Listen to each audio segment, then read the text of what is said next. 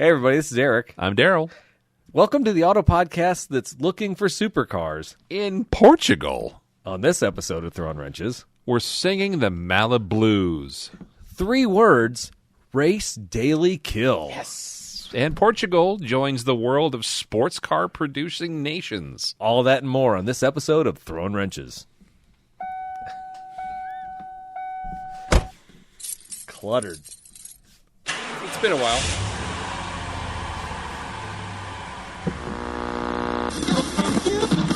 Tune in Tokyo. It's okay.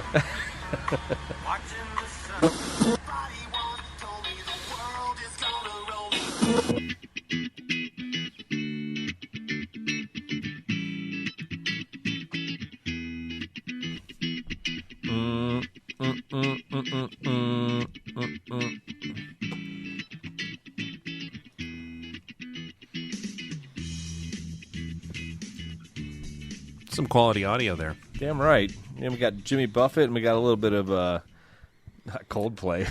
Smash Mouth. Smash Mouth. One of those other 90s, Yeah, early 2000s bands. You know what? I think, honestly, in the scheme of things, I'm going to miss Smash Mouth more than I would ever miss Coldplay. Did that guy, did he pass away? Yeah, Smash Mouth guy did.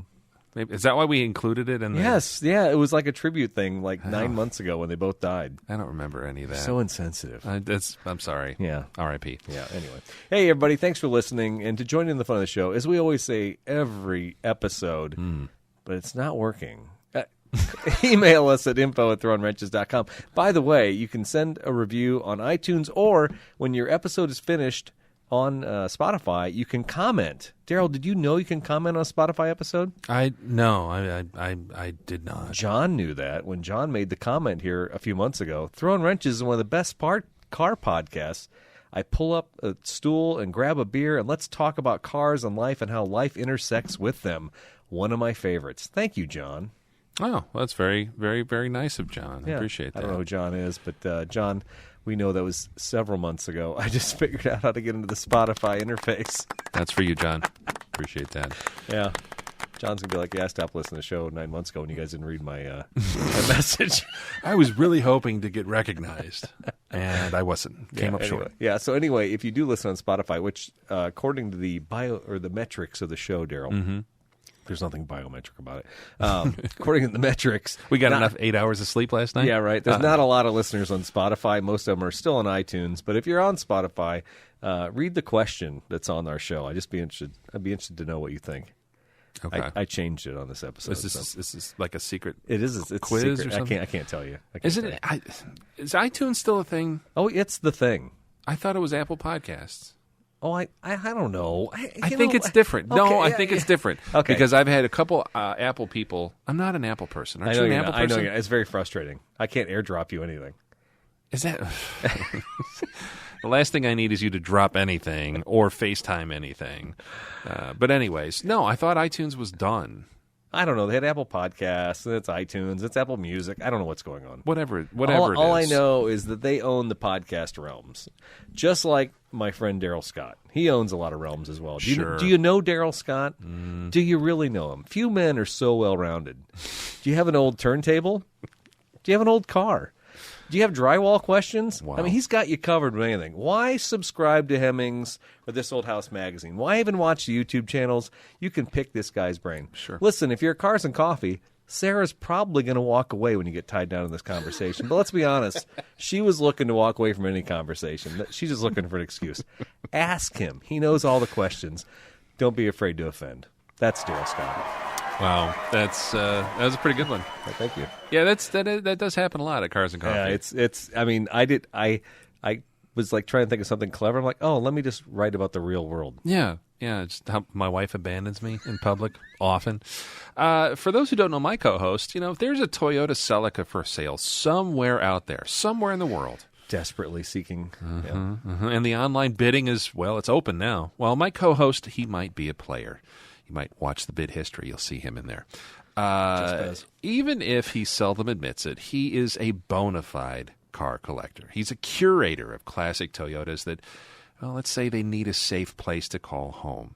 Tacomas, RAV4s, Celicas, yes, even the occasional Scion. Scion has found a way into his home and his heart. He's Mr. Eric Stahl. Am I a Toyota apologist? I think I wouldn't worry. That's a strong. the guys at work kind of make fun of me now. If it's 90s and it's Toyota, I probably want it. Yeah. But there's a reason for that. I guess. It's nostalgia. That's when I started in Toyota back in the 90s, right? I think you should collect one from every decade. Got to collect them all. Yeah, 70s, 80s, 90s, whatever. All right. I mean, that's like pot calling kettle black, but that's a whole nother episode. And if you've been following the show for any length of time, you know that Daryl Scott has no room to poke fun at me. No, but there is a 71 Corolla wagon that I really want you to look at later. Okay. Bye. Right. See you later. All right. As usual, we have to announce the sponsors of the show. If you don't know, the folks at Fort's Toyota Pekin, they've been sponsoring the show since the inception, and we do appreciate that. Fort's Toyota Pekin can be found on the web at toyota-pekin.com. That's where you find the new inventory that's coming in, the used cars they get in. That's also where you find all the links to the service department, the parts department. Listen, 3 Tacomas have come in this week. I know 2 of them are for sale on the front row right now. Pretty amazing. What color? We got a silver one that's an SR. No, it's underground in SR, and we got a silver one in SR5. The SR, man, 4-wheel drive. It's got the old leaf spring style suspension on the rear. Nice. Automatic 4-wheel drive, and it's $39,000 with a Turbo 4. But to me, it's the cab and a half truck. Mm-hmm. That's the money truck. If I'm going to buy a truck for myself and I'm going to dress it up a little bit, it's got basically the dark black bumpers, kind of stripped down Betty. Mm-hmm. But you can do whatever you want with that thing, man. You can go wheeling. You can use it for the farm. That is the truck, the work truck. Yeah. What's nice about that, too, is then you can accessorize it. You don't feel bad replacing 50 cal in the painted back. bumpers. It's all good, right? Yeah, sure. You guys sell that in parts, don't you? Yeah. It's perfect for some Third World War, too. Anyway, the folks at Forts have been sponsoring the show for a long time. We truly appreciate them. Find them on the web and also all the social media accounts at Forts Toyota. Appreciate their long-time support. Also want to remind everybody that Central Illinois SCCA will be racing at the Mossville Caterpillar parking lot on June 29th and June 30th. You can register for that if you search out Central Illinois SCCA. We tried to sponsor them, and actually during COVID things kind of went sideways. Didn't do a whole lot of stuff, so we're still interested in doing stuff with them. But the racing's been kind of cut down, so here's the deal. You have to go to this one. There may be another one later in the year, but for Central Illinois and Peoria, this is the one. Otherwise, Champaign County is still doing racing every month. The word is getting out on that, too. I've definitely seen a lot more publicity about it. Good. And that's fantastic. So definitely want to get out and support them. All right, cool. And also, we want to thank the Patreon subscribers. Those folks, well, they got, whoa. Oh, wrong one. There was no groaning. Why does it say ooh reaction? I think that's the crowd. The ooh. I think the Patreon people really are going, oh, yay. Hold on. Yeah. Actually, I think they're smug, Daryl. Is that what it is? If I'm a Patreon subscriber, I'm very smug. You know why? Because I got an amazing amount of content that you didn't see as a regular listener of this show. You can also subscribe on iTunes Premium. Daryl is working the keys hard over it. I don't even know what he's trying to pull up at this point. I'm trying to find the one that's like ooh but when I hit There's one that sounds like a punch in that's a punch in the gut. It says ooh. Yeah, right. That's not. Oh, hold on though. All right. Just for clarification, the reason I keep hitting the wrong button, ladies and germs, this is what it says ooh on the button. Oh, that's aw, not ooh.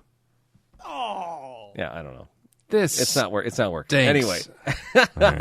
iTunes Premium, it works. You log into Apple Music or whatever it's called these days, and you can subscribe to the show. You can download individual episodes of the pre-show as well if you just want to check it out for like $1 or something like that. So appreciate all the support from the Patreon folks.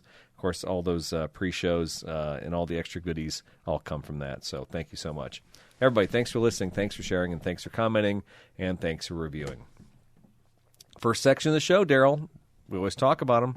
Those projects. Yeah. There's no shortage of projects in our lives. I think this is going to be the breakdown section. I think, you and I both have breakdowns in the last 2 weeks? Yeah, I think we are living parallel lives. I mean, we're very unique. We're very different. Yeah, but we drive different cars completely. Yeah. But we still broke down. We still both had a big problem. So why don't you kick it off? Because unlike you, I was solo in my breakdown. Almost happened. I was able to limp it home. But you actually had, You didn't have the wife in the car? No, you actually had a little more on the line. So lucky. But to be fair, my wife stopped me from making more costly mistakes by driving on my error. So was that a consideration? All right, go for it. What? Absolutely. Set the scene for us. So last weekend, or 2 weekends ago, we had the weekend off, and we thought we'd take a little road trip, and the weather was super nice. So let's get out the 1996 Celica convertible, the 25th anniversary edition black one. Put those new TRD wheels on it, got those General Racing tires on it. Looks slick. It's a nice looking car. It drives like a dream with the new tires and everything. And we're going to drive up to Ottawa. Well, let's go to a modern art museum. Let's go to the Farnsworth House. Let's go out to the countryside and see some modern architecture. 2 hours from home. That's the furthest we've ever driven this car, to be fair. But it drives nice. Angela drives it to Lincoln every day, which is about a 40-mile drive. So she's definitely gotten the miles on it. Okay. We get on the interstate. We top down the whole ride. And, she's got her hair tied down. And I got my ball cap on. We're looking like the empty nester old people we are at this point in our lives. And cranking some classic rock, or what do you? I think it was some Girl and Girl. The Girl and Girl is a band, by the way. Wow. The one I was Girl on Girl. No, Girl and Girl is a band I saw in concert here a couple weeks ago. Anyway, Okay. So we're jamming some Girl and Girl and having a good trip. So we get off at the exit, and I can't remember what the state road is at the Ottawa exit, right across the bridge at Peru. Okay. Is that 17 or something like that? I can't. It's further past. It wouldn't be 17. That's an odd number. 23, 38. I don't know. Anyway, there's a state road right there you can follow, and then we're going to go to Plano, Illinois, which would take you ultimately over to Joliet if you kept following along. As soon as we got off the interstate, belt just starts squealing.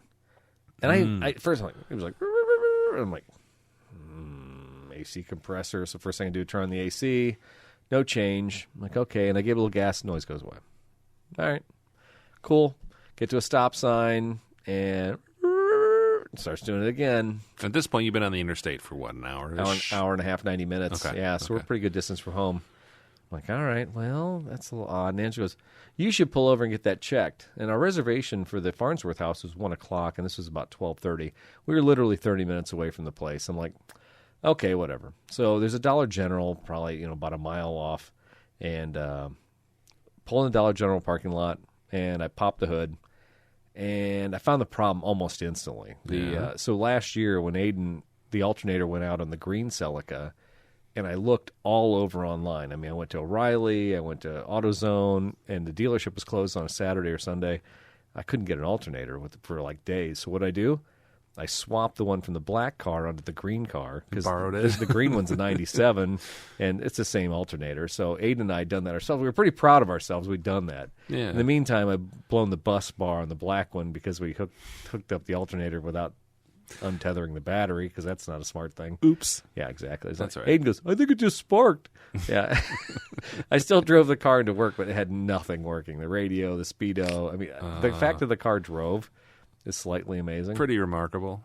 So, and I looked at it, I could tell instantly. I'm like, oh, the tensioner that's like a little block that's run with a giant like carriage screw that's about 8 inches long on the alternator, kind of it sets its height and holds it, and then you tighten up the bolt on it. Okay.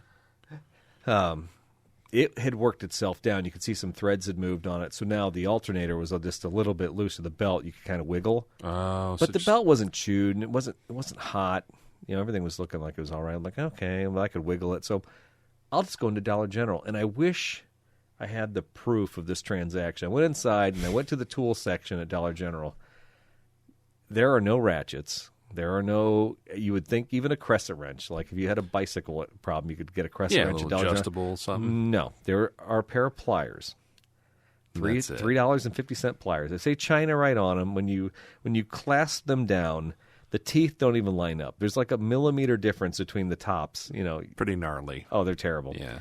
So I buy them. That's all I got. I mean, if I can adjust that tensioner on the top, then maybe I can maybe I put enough force on that and move. Maybe the bolt is loose. That's supposed to be holding the bracket in place. I go out there, and as I'm turning the pliers, I'm watching metal shavings on the radiator hose below. And I'm like, Is that from the pliers or is that from the nut or the bolt I'm stripping the bolt out? head. Yeah. Well, that's not possible because I was barely getting any traction on that bolt with those pliers. I mean, and there's no comfort grip to Dollar General pliers. Oh, so, yeah. so You just sore immediately. Yeah, it was all muscle, and my fingers were hurting. I'm like, this is not working.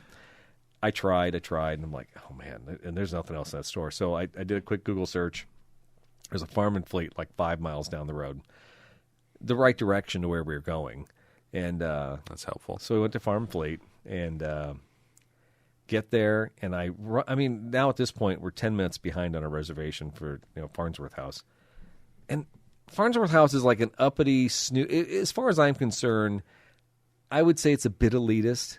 We probably don't belong there. We're kind of country bumpkins as far as I'm concerned. I would judge it as like, architecture students and uppity Chicago people might be there. Sure. So I'm like, these people have no regard for us. If we're late, we're not making this reservation, right? Yeah. And they're just going to say, I'm expecting the snooty guy from Ferris Bueller to go, reservations? Oh, sorry, you're late. Abe Froman, party of 2 or exactly. 3. Yeah. So run into Farm Fleet, and I grab a 12 millimeter and a 14 millimeter, and I get they didn't have a ratchet, a friggin' Milwaukee ratchet. They didn't have one. So I had to get basically a breaker bar. It's you can't even blame the pandemic anymore for the lack of substance on the shelves. No, they probably want to sell you a 300-piece toolkit for pretty much $1,000. I still spent $50, and what I did is I saw the threads were suspect. Where maybe Aiden and I, when we had tightened it last year, maybe that long carriage bolt we had maybe stripped it, and I saw the threads were a little bit thin in the middle of it. So what I did is I got a spacer so I could go a little bit higher and use the threads at the bottom of the carriage bolt. And so I put a spacer at the top, but they didn't have a spacer. It was like a 1/2 inch or even 1 inch. It was like a 1.5 inch, 2 inch spacer. So I'm like, if I close the hood, this could literally rub through the, all the insulation and stuff. Yes. Yeah. So Angela's like, "Did you got everything you need?" I'm like, yeah, at this point, this is what I can do. So So I got the ratchet, the breaker bar, and I got the 12 millimeter. As soon as we're walking out the door, Dave Galandria, who's friends with Dustin, and I've done a couple podcasts up in Ottawa with Drunken Lullabies back in the day. Yeah, we've gone up to a couple of music events and sat down with Dave and had interviews with musicians, stuff like that. He walks up and goes, "Hey, Eric," and I'm like, oh, God, here we go. And I love this guy to death. He's the nicest guy in the world. He always wants us to come up for shows and stuff like that. Yeah. Summer and I went to 2 shows up there with it. So he's a good dude. So now all of a sudden, his wife Donna and Dave are there, and I have to introduce Angela. I'm like, I'm in a hurry. You could not have hit me up at a worse time. But how weird is that? I haven't seen him in like 4 or 5 years. And so now I have... literally within like 5 or 6 minutes, it's like, ba-bam, ba-bam, bam. Hi, how you doing? Miss you. I got these other events. He's telling me about these other bands that are coming to town. I'm like, oh, my God. And I'm like, dude, I'm not trying to be mean, but we got a reservation. I got to go now. And I said, at Farnsworth House, because he lives in Ottawa. I'm like, he probably knows. He goes, I've never heard of that. Are you serious? Yeah. That's what kills me, too. How many people go, where's that house that you went to? I'm like, it's in Central Illinois. It's in Ottawa. Anyway. It's in your backyard. Yeah. So we run to the car. And I literally pop the hood, make the changes, raise the top of the carriage, the bolt head up about 2 inches, close the hood ever so gently, and nothing. And I raise it back up and look. There was a dimple in the middle of it. Doink. Whoops. The belt is nice and tight, and got back in the road. Good. And get there. So in the meantime, Angela calls, because we're still like 20 minutes away. Angela calls, hey, we got a reservation, 1 o'clock. And the guy goes, oh, that's fine. Well, the first part of the tour is outside, so we'll get you down there. You'll just catch up with them. Not bad. So nice. Yeah. And we get there, and I'm like all stressed, but I'm like, okay. And then we get inside, and the woman's like, oh, you're the ones who called. She got us a golf cart. She took us down the rest of the tour. Toured Farnsworth House, which is a marvel of modern art. It's an all-glass house. It's along the it's not the Fox River. What it's Des Plaines. Is it Des Plaines or no, Fox? Des Plaines where the mounds are at. Probably the Fox then. Yeah. Is it a late 40s, early 50s? It's older than... It's it's right after World War II, I think. Like maybe 49 early 50s, yeah, 49, 50, 52 or something like that. You've seen... Most people, I think, even if they don't know the name or whatever, they've seen pictures of it or seen it in architecture books or mid-century stuff. Yeah. It's iconic. It's a one-room house. It's all glass walls. The core of the house, This is not project, sorry, but this is illustrating fine. the point. The whole core of the house, the bathroom, the kitchen, all that, are in the middle of the house, facing inward, and then the outside of the house, all glass walls. And it's really cool, and it was a $30 tour, and if you haven't been there, I highly recommend it. It's one of those things that kind of gets your creative juices flowing when you see something like that. Did the dude actually live there, by the way? So, or was it just like a commission? Like, I she would like you lived to there build a house. in the summertime. She lived there, but ultimately it became there was articles written about it, and it became kind of world renowned. There were actually other pieces built in contrast to it. It became kind of a war thing because I guess the architect and the owner, kind of fought over it, and she hated the publicity. People hopped the privacy fence and be taking pictures. She'd wake up because it's a glass house. You wake up in the morning, there's people in your front yard, like, what's going on? You're in your bathrobe, drinking coffee. Ultimately, they built a state route and a bridge in audible distance of the house, too. You can see it if I imagine in the wintertime when the trees are all clear, you could see it straight through the house. In the summertime, the trees kind of block it out, but you could hear traffic. Okay. And at that point, it lost all of its nuance. So she sold the house in the 50s. And I'm not sure when it became a museum, probably in the last 15, 20 years, but beautiful property. The funny thing was, the gal who took us down to the tour, nice old lady, I say old, I mean she's older, 70-something. Mm-hmm. When we got done, we started talking to her, and then she found out we were from Delavan, or Angela's from Delavan, or from Tremont. And next thing you know, she used to work as the bank register in Delavan when Angela was a kid. She knew Angela's mom. She knows Angela's brother. Wow. And then we get into this 30-minute conversation about, this and that. And like, oh, she knew all the same people. And so we're like, okay, great to meet you. Small world, blah, blah. And then as we're getting ready to leave, we're in the Celica. She walks out. She goes, so what brought you guys here? And I'm like, that's kind of a weird question. That was kind of judgy. Yeah. Right. Why would you from downstate? Yeah, what brought you here? I'm like, I'm just a nerd. That's what it boils down to. All this stuff, You said because I'm cultured and worldly? I didn't say that. I'm educated. Yeah, but it was kind of funny. That's funny. It is a cool place. So ultimately, we drove the car to Joliet, went to some antique stores, went to an Indian Mound, talked about that in the pre-show. You can hear all about my Google review if you're a pre-show subscriber. That's right. Yeah. And had a great road trip. I tell you what, we put those newer tires on there, put the bigger rims. Coilovers? Or did you not? I put TRD lowering springs on the car, and I changed out the shocks. My biggest thing is that I noticed this because that car was set up with like steel wheels or alloy wheels that were 15 inches back in the day. And with the bigger rims and those TRD 5 spokes I got on there, when you hit a bump, you get just like a little bump steer on it because it's like the tie rods, the steering rack, just that isn't made for that much weight in those wheels. Sure. Especially when you're doing 75, 80 miles an hour and there's like... You feel it. Yeah, you do. But the car, man, I tell you what, it just rides so smooth on the highway, those big tires, too. I mean, when you're on... Does it handle nice? Yes. Yeah. It's such a great little car. We kept the top down the whole day. Good. Went all the way down to Pontiac with the top down. And I think eventually it was around Chenoa we put the top up. And then we went to Uncle Bob's for ice cream. Got some ice cream for the way home. In Eureka. That's the best, though. Dude, it was a great day. Phenomenal day. Isn't that fun when you have something that you can take out? And you had a convertible before. I mean, it seems to be borrowed quite a bit by your son. But he's got it at college right now. That's cool, though. That's everybody needs to have something like that. It's kind of like, everyone should live in a city one time and should live in the country sometime. Everybody needs to have a convertible at some point in their life. What outrages me is how many people I would see on the highway with the tops up. I mean, it was a glorious day. It was like 75, 78 degrees, sun shining, puffy white clouds in the sky. Like, why on earth? Why? Would you, unless you had a hair appointment. And the thing is, like, we'd park the car with the top down. I mean, I got some stuff in the trunk, but not much. Yeah. Don't leave any valuables in your car if you got a convertible. Why would you even if you chock your car full of garbage and you have a convertible, then you're wasting the opportunity. If you're like, I got to close the top, I don't want to waste. What are they going to steal? Yeah. Really? An owner's manual, pack of gum, some Trident. Yeah. I feel the same way. If anything, put whatever valuable you have in the glove box and lock the glove box. Yeah. Otherwise, there's something freeing about that, though, right? When you roll up to some place, don't even worry about locking the doors. No. Yeah, and I imagine Jeep people, and anybody with an open canopy car probably knows that experience. You just roll up. I don't even lock the doors. What the heck, right? Yeah, nobody's going to take anything. Yeah, it's the closest you'll have to having a motorcycle.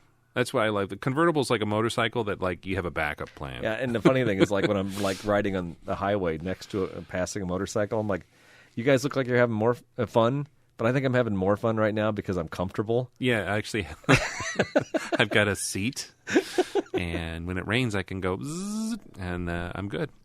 No, it's good. I'm glad to see that. And you guys, of course, you and the lovely Mrs. Stahl showed up at our house last weekend, and I was glad to see. For a moment, I looked out the basement door, and I saw this black car rolled up, and I'm like, I don't know, who's that? Who's that? It's like FBI or something. Like, oh, no. It is kind of blacked out, yeah. Yeah, it's like completely blacked out. It looks really cool. And I'm like, oh, that's the Celica. I haven't seen that in a while.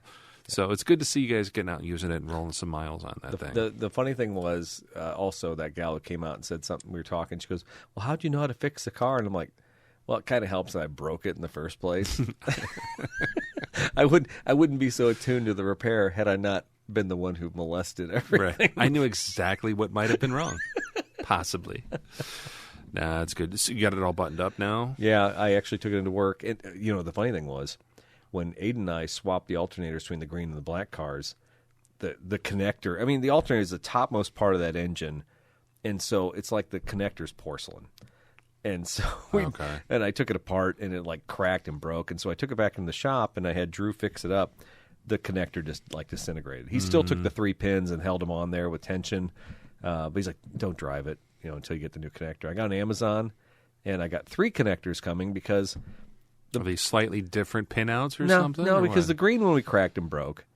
The black one was cracked and broke. And, oh, by the way, the red one that was out back by the dumpster, that car that I still own, yeah, we tried to pull the part off of that one. You break that too. Oh, yeah. But the cool thing is on Amazon, $7.95 for 3 dongles. They were basically the connector I need for a Toyota factory alternator connector. Yeah. It had 3 wires already on it. You just got to marry the wires and... $7.95. I mean, how can you beat that? It was like a factory connector. No, that's a bargain. That's actually a really good deal. Yeah. But now you got to fix 3 cars. Well, the black one's fixed. Yeah. Green one I'll fix next time. Aiden called me when he was at school. He goes, hey, the green car's been kind of going idling a little rough. I'm like, well, did you notice when you were here last time? Well, yeah. I'm like, you ever thought to tell me that before you drove to Wisconsin? I just figured I'd put 200 miles on it and then tell you. Good thing I know the service manager at Kenosha Toyota, so just in case. Right. I'm sure he's not going to give me a break on a 97 Celica. Yeah, they've got parts in stock for that, I'm sure. Although I did read, too, just anecdotally, what is it? We're now at another all-time high for the length of time people are keeping their cars. It's 12.6 years or something now. Sure, It's even longer. So I think that's going to hump out. I think it's going to be a trough. I think, and I've said this before, and boy, this is getting out of the box. The technology versus the longevity of the motors. I mean, it was low tech, strong motors, and we weren't dealing with a lot of VVTi. We weren't dealing with a lot of electronics in the mid 2000s, late 2015, 2016, those models. But as we come back out of that, now we're heavy on technology and we're lighter on displacement.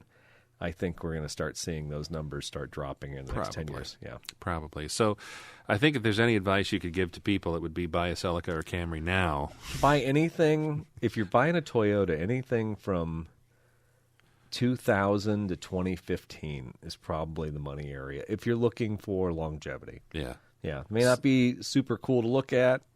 May not have super good performance, but if you want to go 500,000 miles, those are the vintage. Yeah. Yeah. No, that's solid advice. Well, good. I'm glad you were able to not only enjoy the car, but get yourselves home. And honestly, that I didn't have, in my head, it was just spinning tow truck, rental car. I have to call Aiden and say, can you pick your mom and dad up because our car broke down? I mean, the fact that I fixed it in the parking lot, fixing a car in the parking lot of a hardware store, there's no experience like it. Yeah. No, it's a great feeling. I was totally waiting for somebody to walk over and go, what you doing over there? But I had no time. I would not even have. That's good you didn't have it because all that does is, in my experience, it just adds stress. Yeah. Because then you have to put on a show or I don't know. Yeah.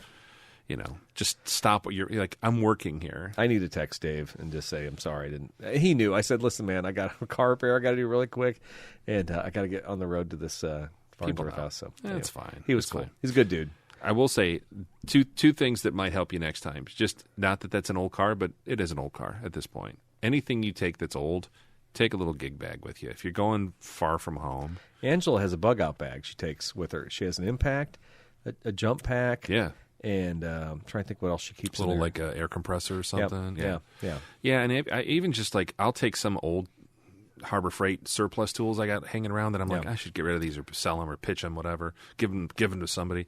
I put all that junk in a bag, and I have a bag of like crap tools. It's a good idea. Or like estate sales. Like if you see a little mechanics tool set, throw that in your trunk. If you're going, my rule of thumb is anything more than like a half hour away, I'll throw that in there. Duct tape, zip ties? Duct tape, zip ties, and I usually take a coat hanger because if an exhaust system or something falls off, like you could wrap that up and keep going.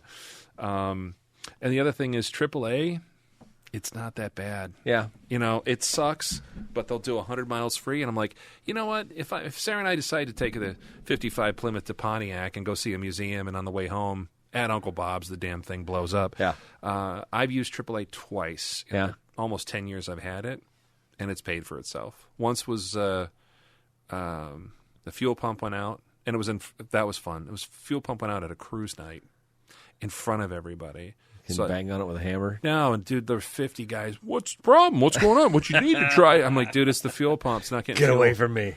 And I just messed up my back, so I was like hunched over, and people were like thinking I was in trouble and coming to help. And then when the AAA truck finally came, everybody was like laughing. Oh, if it was a Chevy, you wouldn't do that. I'm just like, all of you can shut up.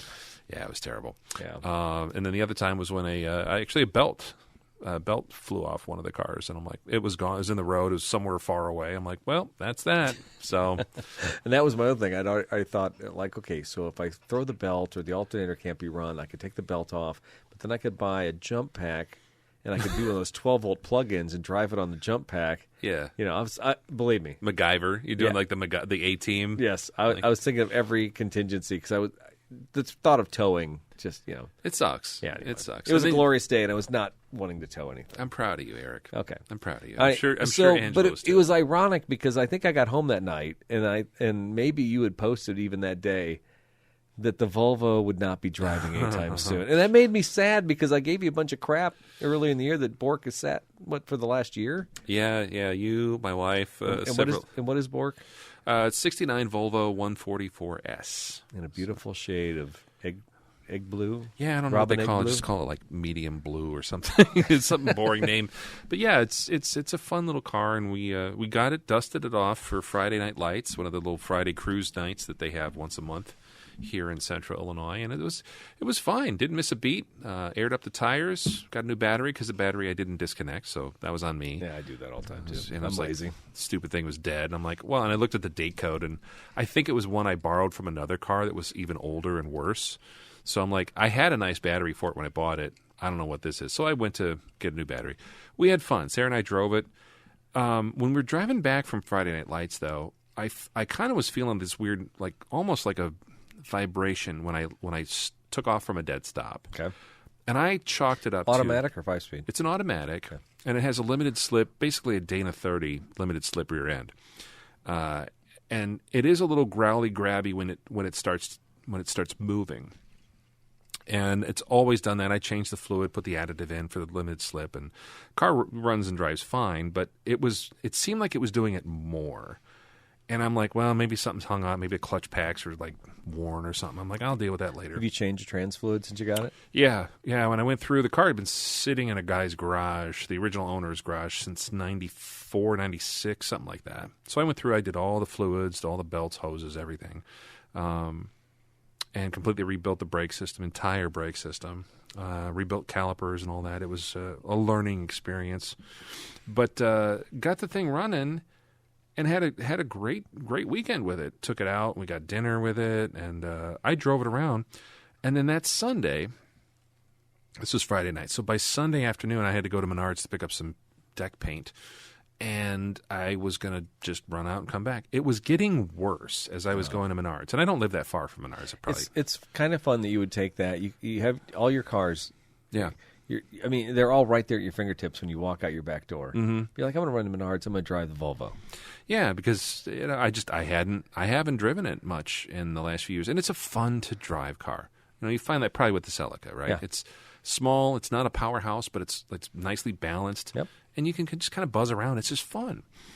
And when I was there, of course, I pull in the parking lot, and a mom and dad and their kids are loading up the truck with some outdoor stuff, like garden stuff. Mm-hmm. And like, oh my gosh, I love your Volvo. It's so cute. What year? I get more compliments on that goofy little thing than anything else in my collection. Yeah, honestly, I've always loved the look of that car. Yeah, it's cute. It's fun. So I'm coming back, and I'm on Allen Road, and I come to a stop, hit a light or something like that, and I start leaving. And all of a sudden, when I get on the gas, I hear ka-dunk. I hear this giant clunk, and something physically hitting the floor of the car. Repeatedly or just once? Just once. And so, like, that happens, and I'm like, all right, maybe it's an exhaust clamp or something. Maybe it's, I hit the next red light. And me being me, I'm like, I'm going to try to repeat this. So I get on the gas again, and I leave after a red light. It gets louder. I like the sound effects. It was to a point where it startled me, and I'm like, I felt it. It was somewhere in the middle or rear center part of the car. Like you're looking for something to come up through the floorboards. Mm-hmm.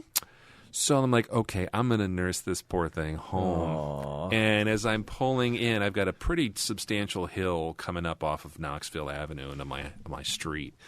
And as I get to that kind of bottom of the hill and start to climb, I hear same thing. And something at this point is hitting the floor violently hard, but just on initial acceleration. So I'm like, what in Lord's name? It's got to be the rear end's going to come apart or something, or U-joint or something like that. So I was so disgusted and scared and tired and that I just parked the thing. And I'm like, you know what? I said, I'll come back to this sometime. You went to bed without looking at this? Yeah. Well, I got home, and like that's all I cared about, dude. So I didn't get carried in on a flatbed. Yeah. So I'm like, forget that. So, I can't believe. So you didn't lay there all night with like. No, months? I was in the middle of painting our deck, which looks beautiful, by the way. Thank you. I'm glad we got that done. Oh my God. But I'm like, I got to finish this. Don't have time. Deal with it later. So the next night, I come home from work, and that's all I'm thinking all day long. I'm like, what could it be? Those cars, the early 140s, and maybe the 240s do too, but the 140 cars have a two-piece drive shaft with a setter support bearing.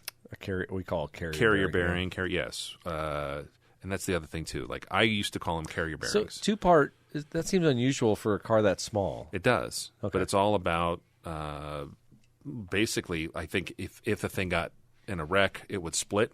Yeah. Or because the thing has first car with crumple zones, it's got a collapsible steering column, three-point safety belts, all this crap. Yeah. Did you have some? What is this? It's just like a little cider. It's colorful. It's fruity. It's Swedish. So I'm talking about my Swedish car. There you go. So the thing's kind of overbuilt too. I mean, the only other vehicles I have that are like that are my Cadillac, and that's a 20-foot long thing, and then my Tundra. I think a Tundra's got one too, I believe. Yeah. Yeah, that's center. Well, almost all of our trucks have had them. Every Tacoma, I think, since like '96, we've done carrier bearings in the middle with similar multi-part. Yeah. So first thing, I crawl underneath, and I'm like, the exhaust. I start, jiggling that. Like that's not making a noise. And I'm not going to open the rear end. I said, I'm just going to poke around the drive shaft, just kind of push up and down on it, and the whole thing goes ka-dunk, ka-dunk, ka-dunk, and starts hitting the floor right in the middle. And I look in the bushing that there's a bearing in the middle, and then a bushing that holds it all rubber together. Around it, yeah. The rubber's completely gone. So I think what was happening is that was disintegrating. That didn't when you were starting and stopping. I'm surprised it wasn't thumping before that. I don't know. I must have just completely blown out because it was. I think it's been going for a while. Yeah. And I don't know. You probably see that with trucks too. When they come in, they probably have a vibration, or they probably have Actually, it's surprisingly enough, Toyota had like a recall on some of them in the mid-teens on some Tacomas. Yeah. And if you could shine a light through the rubber, it would show you a break spot where it's falling apart. But realistically, I don't know how the hell they've done it, but their rubber has held up pretty good over the years. So. Well, yeah. And so... but you're talking about a car from the 60s. Right. Yeah, so it's however many years old that is now. It's up there. So it held. It's great. So I'm like, oh, this is a piece of cake. I'll just drop them, drop the drive shafts. I'll do the U-joints, and I'll put a new bushing and bearing in, and we're good to go. Yeah. Well, when you go to look, there's like 4 different applications, 4 different sizes. One's like for drive shaft with this yoke, and this. It's the same crap that I wound up getting into with the Tahoe, where I had a... Yeah, but GM would be a lot easier. Yeah, but even still, it was like, production of this model with this RPO code between this date and this date, it's this size yoke. I'm like, what? Like, who does this? So I think there's 3 or 4 different versions. I just need to get under, take it apart, measure, and order this stuff. It's probably going to cost me less than $100 to put the thing back on the road. Okay. But I just need to get it up in the air. And while I'm under there, I'll probably do a whole bunch of other stupid stuff too. Like, I've got a brand new exhaust system in a box that I need to put on. I haven't done that, so I'll do that. And just some general housekeeping. So we'll get there. The good news is Hagerty, which everybody knows in the industry, they pretty good on valuation tools and whatnot.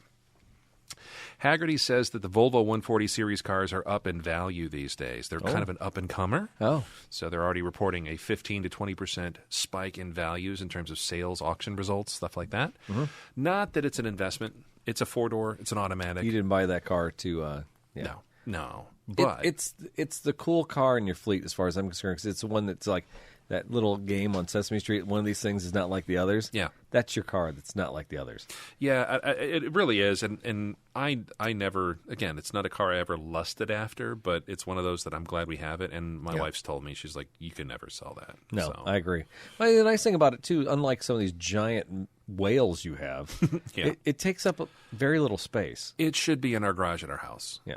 Because I can move around. I can probably put a mower in front of it. Yeah, right. Well, you could park it in that. You got those double slider doors going into your basement now. I mean, you could that could fit in there, right? I have tried, my friend. I've tried. I said, I can actually move this, put it up on blocks, drain the fluids, and it could just be like modern art. And she's violently opposed to that. Imagine that. We tried. We tried. So that's projects. I was going to say, if you could get it to the store, I'd say just bring it to the store and we'll just raise it up. Because, God, those jobs you're talking about would be so much easier. Oh, my gosh. I need a lift. Daryl Scott is not a petite man. No. I can't imagine you doing that stuff. You do a lot of stuff on the ground. There's pictures of you always fixing something on the ground. That's great. I don't know how the hell you do it. I just gave up.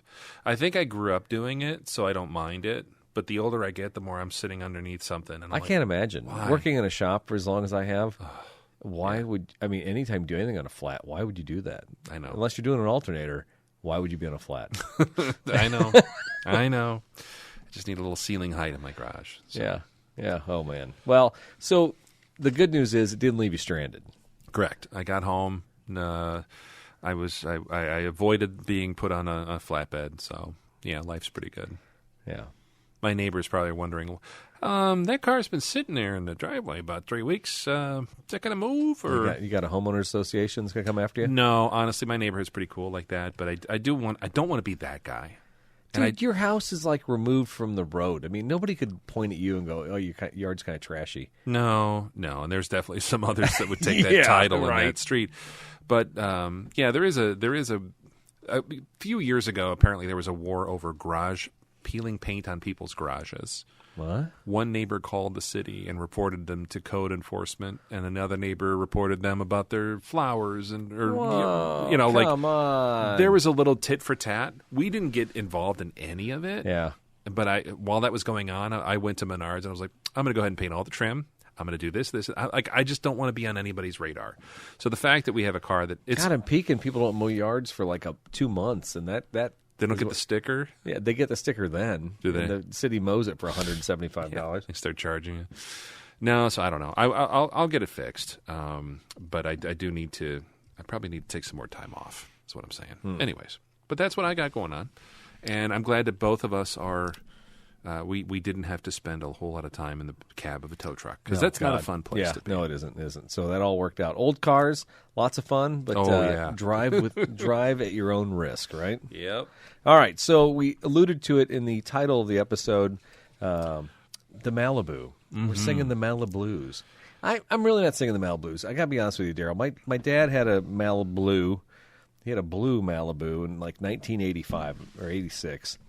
and it was a raging piece of garbage. It was a total pile? Yeah, it was a 4-door, probably a 4-cylinder, and I remember we were playing baseball near it. It wasn't a Saturn, I'll tell you that, because when I threw a baseball and it hit the door, it dented? Pretty harsh? Yes.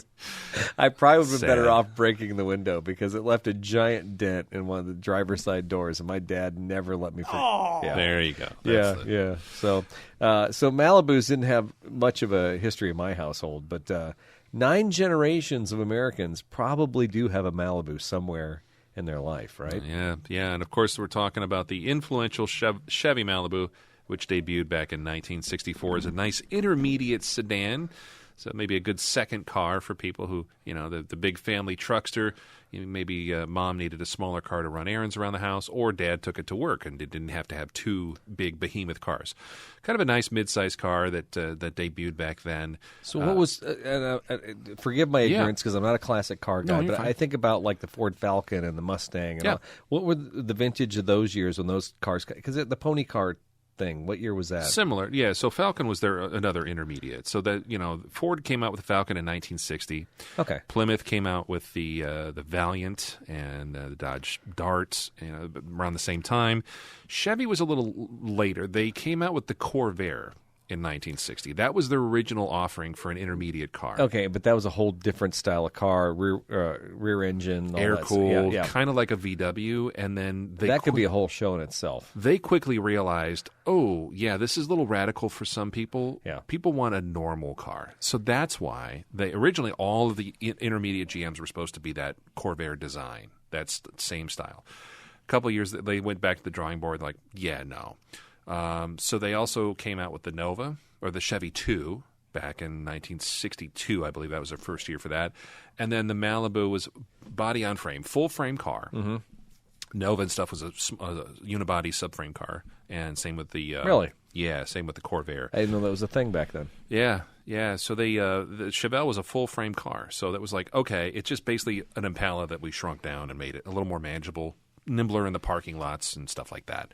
It was a great second car, especially as boomer kids were starting to come out of the driving age. It was I bought Susie Snowflake, a 2-door Snowflake. That's millennials. Come on. Well, no, it's a Christmas show. I've never heard of Susie Snowflake. It's a WGN Christmas show. Never mind. You can Google that. I'm not lying. Anyways, no, but so that's really what that was. And, of course, that's what bred, Pontiac had the Le Mans, the Tempest, similar size, which turned into the GTOs. At this time, is Pontiac and Chevy related? Yeah, they're all under the GM umbrella. And the following year, in 65, they all fell under that General Motors assembly division, so that they did a lot more platform sharing. So you had the same body, same frame, but different motors and stuff like that. But they really were kind of the same car. Cutlass came out around the same time. Buick Skylark, they kind of morphed into that as well. So it was really with us for a long, long time. And, of course, you sent me that article. It said, like, Chevrolet announced that, hey, guess what? The Malibu that everybody's grown up with and loved for so long, we're done with that. Yeah, we can skip right to the article right there. It was from CNN. Yeah. And it's not very long here. Peter Valdez says on CNN, the Chevy Malibu, the last sedan still sold by General Motors, the biggest selling brand, will end production this year, the company announced.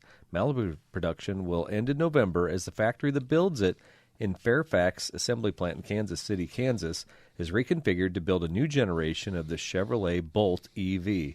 With the Malibu's demise, General Motors' mainstream Chevrolet brand will sell only trucks, SUVs, and the Corvette, a 2-seater sports car in the United States.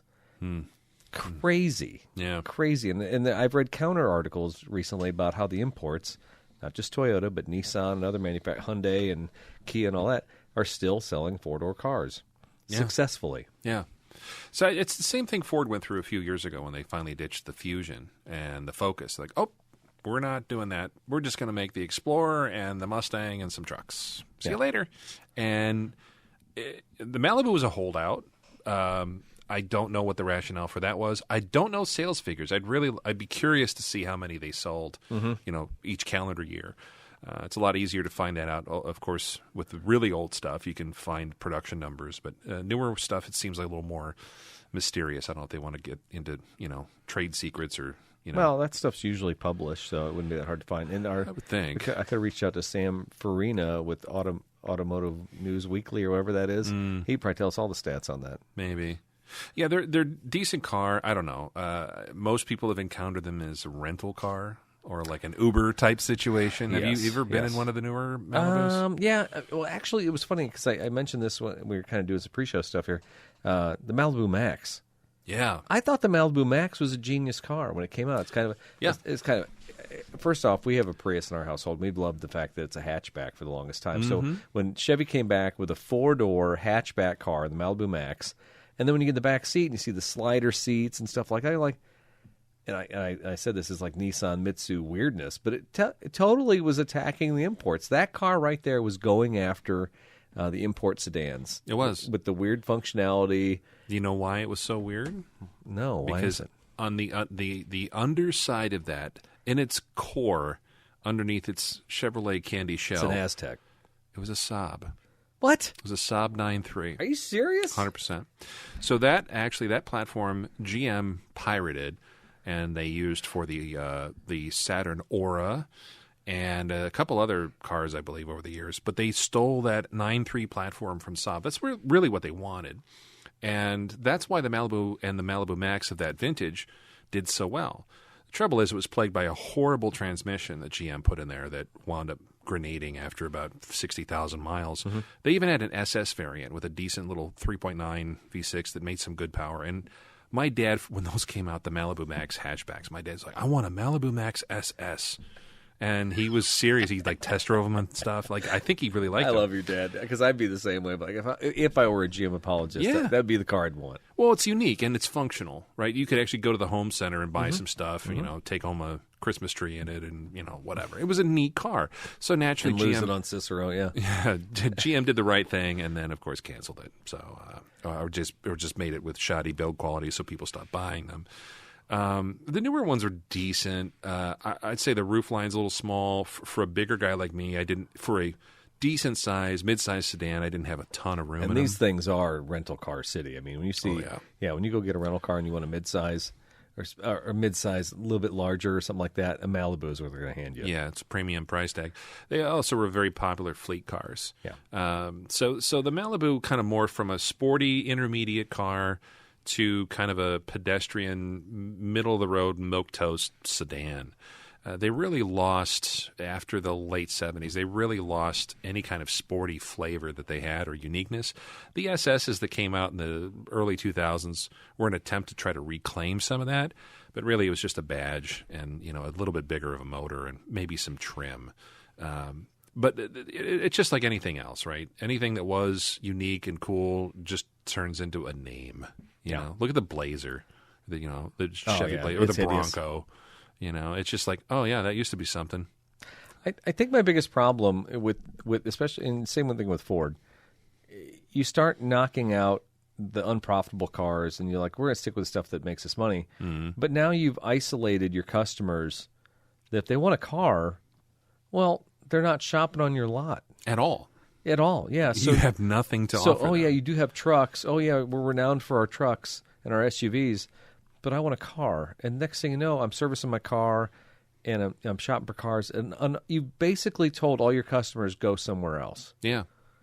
Well, I have a whole theory on that too, but it's the same approach that some of these other companies are making, where it's just, this is not core or essential to our brand strategy or something like that, right? So, pretty soon we're just going to walk into a McDonald's and they're just going to have a burger. That's it. Yeah, and everyone just gets a burger. I always joke though, if we were worried about profitability, we wouldn't do oil changes. Yeah, that's a very good point. Realistically, we make a lot more money if we sell power steering racks. Why don't we sell power steering racks to everybody? We'll only be the power steering rack store. Right. Well, that doesn't work. All power steering racks all the time. Yeah. Well, we'll make so much money because we won't do any of those loss leaders, right? Let's relate it to something that it pertains to your lunch picture you snapped to me and Jacob today. The Costco hot dog. The beets. Yeah. The glizzy. I loved your video, by the way. Great. Did you edit that in the food court while eating that? I could have. It took 10 seconds. Yeah. The Academy Award for Best Short Film I have goes the tools to make it happen, yeah. Well, but same thing with that, right? The famous story with that, what the Costco CEO, somebody tried to do away with it. I sent Daryl a picture of my hot dog and my Coke today. Yeah. $1.64 got me lunch. That's it. That's crazy. It's a good-sized dog, too. Yeah. And before I've gotten the chicken bake or I've gotten a slice of pizza along with the hot dog, it's too much. Just the hot dog with a soda was fine. Yeah, even here's how much of a jerk I am. I'm like, I'm going to get 2 dogs because they're so cheap. Yeah. Halfway through that second food court dog at Costco, you're like, I made a mistake. This is not going to end well for anybody. No, but it's the same thing. The CEO of Costco famously said years ago, like, you cannot ever take that off the menu. Yeah. That is, and that's something that I think a lot of businesses need to understand. For every one of those Malibus you sell, I bet they sell 3 Silverados. Yeah. At, whatever twice that is. And same thing with Ford when they got rid of the Focus. Like, that's an entry-level car that a lot of people that gets them in, you're like, oh, you know what? As my family gets bigger, as I grow, I think I might want to move up in the Ford family of fine vehicles. Yeah. That pathway doesn't exist anymore. It's a loss of vision. It is. Because you understand, if and I'm just like thinking of Grandpa and Grandma. If Grandpa has his truck, what's Grandma driving?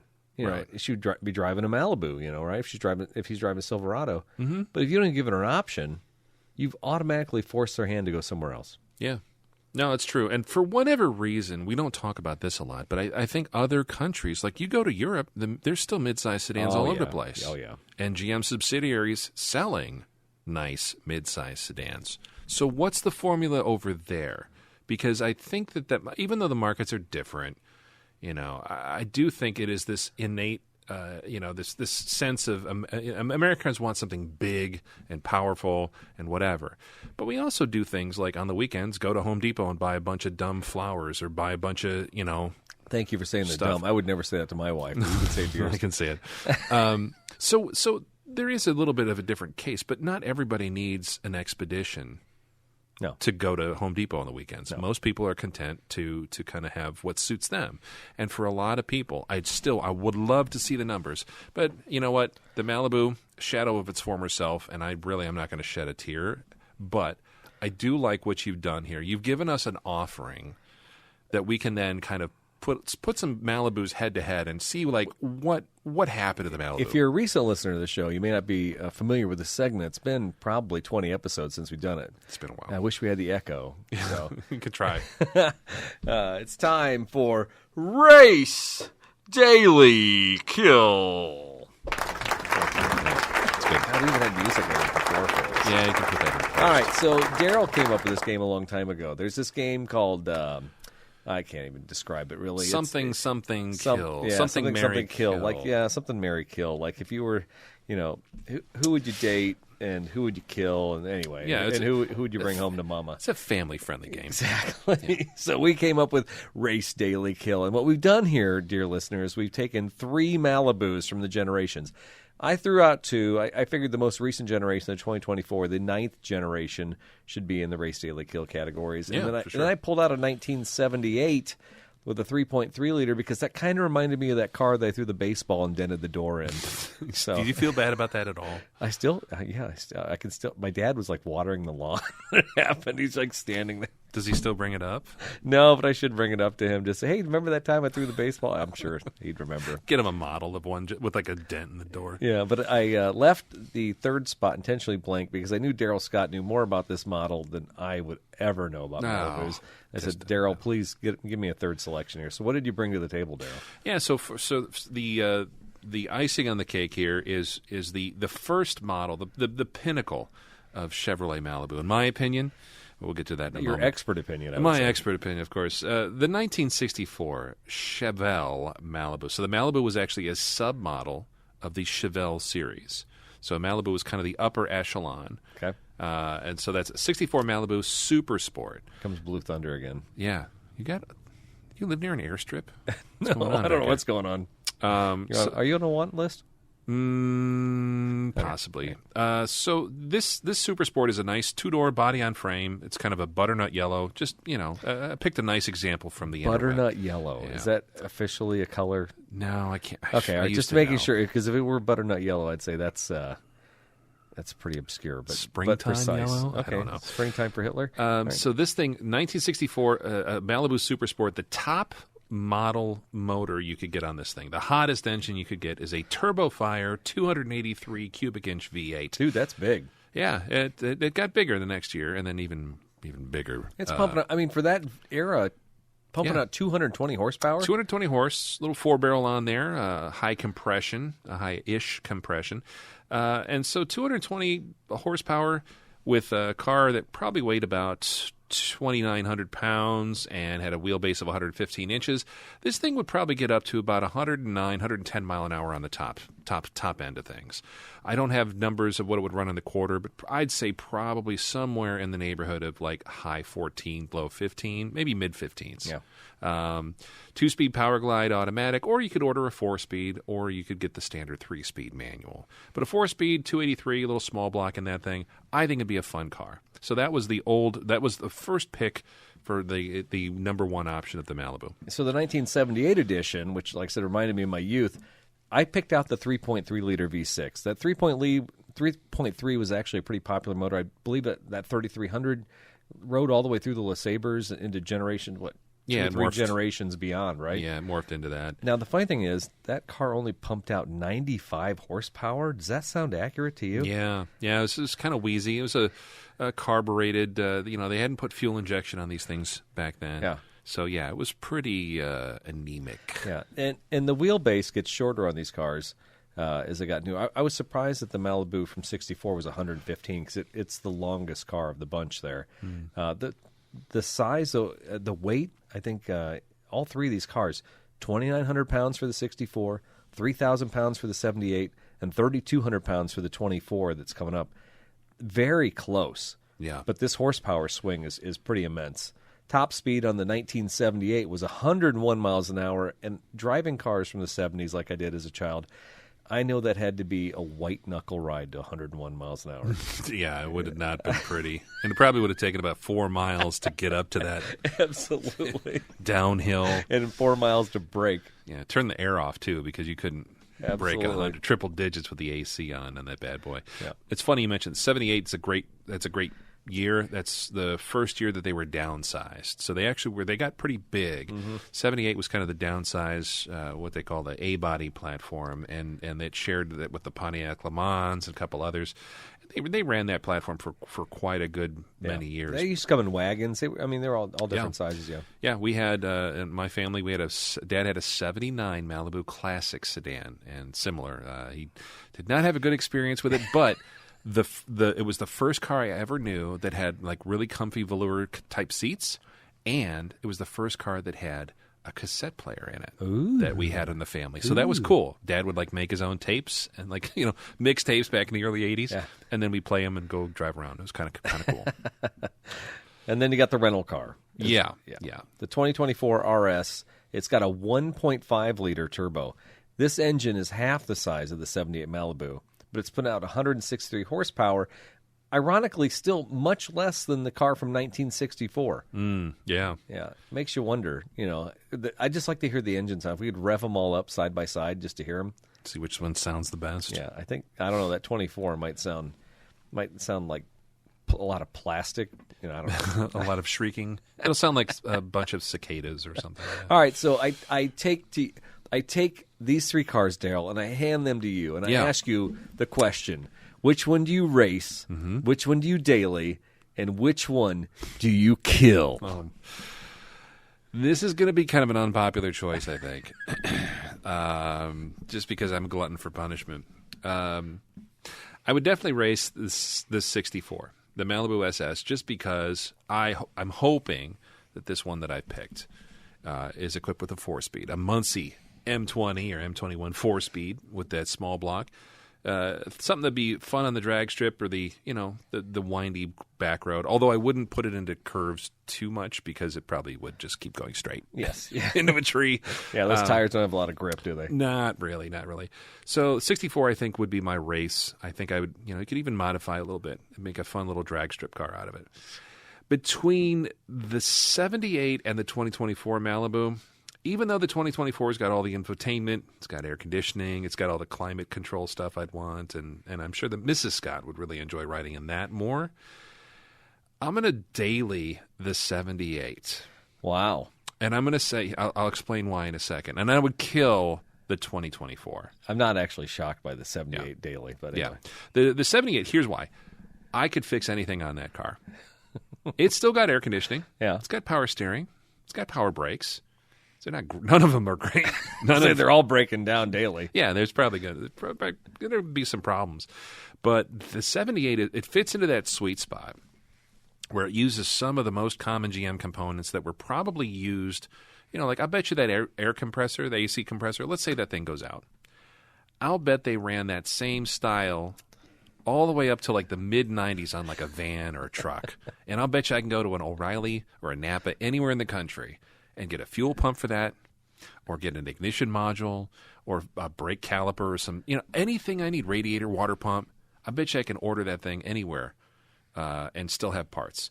Whereas that 2024, it's got a turbo, which, okay, it's a little more high-tech, it's a little more high-strung. It's a small displacement motor, so it's working at 100% duty cycle probably all the time. And there's probably no room to work in there because it's a tiny engine base. So I'm out. I'm out for that. I like to maintain my stuff and race it. So that would be my choice. Race the 64, daily the 78, kill the 2024. What say you, my good friend? Good. Now, I do got to ask, if you had a milk crate in the back of the 78, what fluids would you carry in the milk crate? Ooh, definitely oil, because I remember my dad's 79 burned oil like real bad, and it was only like 4 years old. It was like blue. We called it like the blue flame. It was bad. So definitely oil. Thicker the better. I'd probably also put some power steering fluid in there, and a gallon of the pre-mixed antifreeze just for funsies. Yeah. Okay. All right. Yeah. Fair. Does that track? Oh yeah, totally tracks. I can totally see some rags and some fluid bottles in the back and a milk crate, funnel from some dairy that didn't know you stole it. Anyway, so race daily kill. Now, first off, I have a problem because these are all domestics, and we owned Chevys back in the day, but I've certainly been far removed from these. Yeah, that 78 harbors some memories that. There was no desirability about that. Car always broke down. My dad always had that 78 or whatever we had in the shop. It was 81 or 85, but it was definitely looking like this similar, this A-body style, whatever you called it. 78 to 83 looked like that. But I'm going to race, and as I race like SCCA or if I race on the track, I'm thinking I want to race the 24. It may sound stupid. It's got a 1.5-liter turbo. Yeah. But I'm going to have a lot of fun. It's going to have better tires. It's going to have better grip. I'm going to be able to get all over this car. I can maybe turn off some of those features and have some fun on the track. Listen, I've slid all around in old cars on bad tires with no suspension. There's no joy in driving a 1978 on the track. And the 64, as cool as it may sound, I'm just going to slide into cones. I'm not going to do it. So I'm racing the 2024. Okay. I'm not dailying that thing because, by God, I would totally kill it at that point. But she's my race car. Now, daily, you have to know that the 64, I'm going to look cool driving that thing around. No, I mean, I don't know what it is because I'm not a Chevy guy, but everybody has to know a 64 is certainly cooler than a 78. The math alone tells you it's got a cooler factor, right? It does. Yeah. And it's an SS. People like SSs. I don't even know what SS means. Super Sport? It does. Okay, cool. Ding, ding, ding, ding. Yeah, I knew that. You got that right. Yeah, I would have never guessed it. If I was on Jeopardy, I would have been the third guy to, But I'm going to take the SS as my daily just because it's cool. But it's going to break down on me, and I'm going to be screwed. I'm going to be calling Daryl and say, hey, Daryl, can you help me out? Yeah, it's fine. I got But I'm killing the 78, baby. I remember how terrible those cars were. My dad never cursed more about a car in his entire life than we did with that old Malibu A-body style or whatever. Yeah. So I'm killing the 78. Yeah, with fire. With fire. Yeah, I think a torch right in the or the velour. Yeah. Was it a baseball? A golf ball? It was a baseball. I threw a baseball right in the side of it, yeah. There's something about these. So my brother, Kyle, and I, when we were kids. My dad was a football coach, for a high school football coach for many, many years. And in the summer, we'd sometimes have to go with Dad while Mom was working or whatever, and we'd basically just like entertain ourselves during summer camp. We run around the field. They had like an obstacle course. Everything was cool. But after like 2 days, like my brother and I got bored with it. Yeah. We had a blue Malibu, and then we had a blue 79 Pontiac Le Mans Safari wagon, which is basically the same body, same car. And I locked my brother out of the car. We were screwing around, and I think I pissed him off, and I locked myself in the car so he couldn't get at me. Yeah. He picked up a bunch of pea gravel and threw it at the car and shattered the passenger side window into a million pieces. And I still remember, I was on the inside of that. I just remember seeing like glass and then pebbles and then glass in my face, glass all over. And I remember Dad was not very happy. And then we went home really quickly. Imagine that. But so there must be something about those vehicles and like, I don't know, sports-related incidents. Mm-hmm. I don't know. Do you also remember, too, one of the worst design features that these cars had is the four doors. Mm-hmm. The back windows did not roll down. Do you remember that? Like halfway, right? No, these didn't roll. They were fixed. What? They were 100% fixed. I do not remember that at all. So if you look on here, there's Dude, a how little... dreadful. I should have remembered that, I would have thought. Well, you might have. I mean, maybe you didn't... You sure they didn't come down like 6 inches? No, they were fixed. They were the entire run of these cars. How could they do that? They had a back, that little vent window. Yeah. That's what opened. That was it. Ooh. And I remember being stuck in the back, and my parents wouldn't put the air on. And just having this little tiny like slit of a window that you could like stick your nose out and get fresh air. It was the worst. Those cars were hideous. The worst part about this is, I mean, I have to actually go to photo albums or my mom has boxes of pictures from the 80s. Yeah. Because I can't just like go to Google Photos and just queue up blue car, through the AI. Blue generic car. Yeah. By the way, if AI did design like blue 80s car, it'd be like right there. Yeah, Malibu. Yeah, find some pictures. I'd love to go through those. It'd be hilarious. We could stroll down memory lane. All right. I hope everybody enjoyed that. We haven't done Race Daily Kill in a while, and even though it was out of my wheelhouse, I kind of enjoyed it. Yeah, it was fun. Yeah. One of the things we used to do with Race Daily Kill, we'd always try and find like similar cars, whether it was like little sport wagons and stuff like that. So maybe we'll bring that back. I like it. Yeah. I think that's fair. All right. So let's move on to the next section of the show here. It's called the news. We got a little bit of news, a little weird news, actually. Yeah? Got this weird article about fake airbags. Did you read this? Now, is this a problem? Apparently. The fake airbags, real consequences. Used car dealership faces a $400,000 plus penalty. This is from the Fender Bender staff reporters on May 7, 2024. A customer discovered a device in their car that concealed that the airbag had been deployed. A used car dealership in Wichita, Kansas, previously fined for failing to inform a customer that the vehicle they purchased had deployed an airbag, now faces a penalty of $418,000. That's a lot for one car, I think. Yeah. This comes after the discovery that an additional 13 customers were sold vehicles without airbags. The information was obtained by the Wichita Eagle from the Sedgwick County District Attorney's Office. The issue surfaced when a customer discovered an airbag simulator device in the car, which concealed the fact that the airbag had been deployed. It's the dealership, now prohibited from operating, is owned by Coyote de Abadubi. And anyway, Abadubi stated that customers were informed about the vehicle's accident history, and they do not guarantee anything regarding the airbags. He also mentioned the dealership had previously been fined $20,000 in 2019 due to inadequate legal representation. The most recent case was initiated after a man from Olaf discovered that the car bought for his daughter had deployed airbags. The court has revoked Carnation's business license from Kansas and issued a permanent injunction preventing them from selling motor vehicles in the state. I know exactly what this device is. Is it like something that kind of tricks the computer into Yes. thinking it's plugged in? Yes. So it's like a resistor or something? Yes. Yeah, and you get the right ohms, and the car thinks the airbag lights up, and it thinks it's there. So you still have to put like a, like it's like the center part where the horn button and stuff is, the vinyl after that blows up. Oh, yeah. Just to get the cover? Yes, you'd still have, with purpose, you would have to conceal that. So if I've never replaced an airbag. I've never modified. I've never even taken a steering wheel with an airbag off a car just because I'm scared to death of it. If you're doing all that work, Yeah. why wouldn't you just replace the stupid air? Even if you're replacing it with I don't know how much an airbag junkyard costs. part or They say that when the airbags blow in any kind of accident, you've totaled the car. Anymore. Because I thought they were like $300 to $500 each at least. Or more. Yeah, and then you have all the trim associated with it, so all that trim's usually damaged as well. So, but on a newer car, and they didn't say the year of these cars, on a newer car, if an airbag goes off, you could literally have 16 airbags that blow off in a front-end collision. Yeah, sides and the doors and everything. Yeah, I can see that. If I wreck my wife's 96, that Celica we took on our road trip, I have one airbag. It's the driver, that's it. Yeah. Maybe the passenger on that one. But if it's a 95 or older, it's just the driver's side, right? So as the years have gone on, we got dozens of airbags in some of these cars now. But it's almost like such a deliberate deceit. Yeah. To do that. Now, he probably disclosed a Carfax, so that's what he's saying. And I'm not speaking for this guy. I don't know anything about him. I'm sure he's been running an operation like this. But you get cars for super cheap at the sale when they've been in accidents, right? Yeah. Do a little body work, put a new bumper on, front bumper. Oh, by the way, it's been in front of collision. We'll put that simulator in there.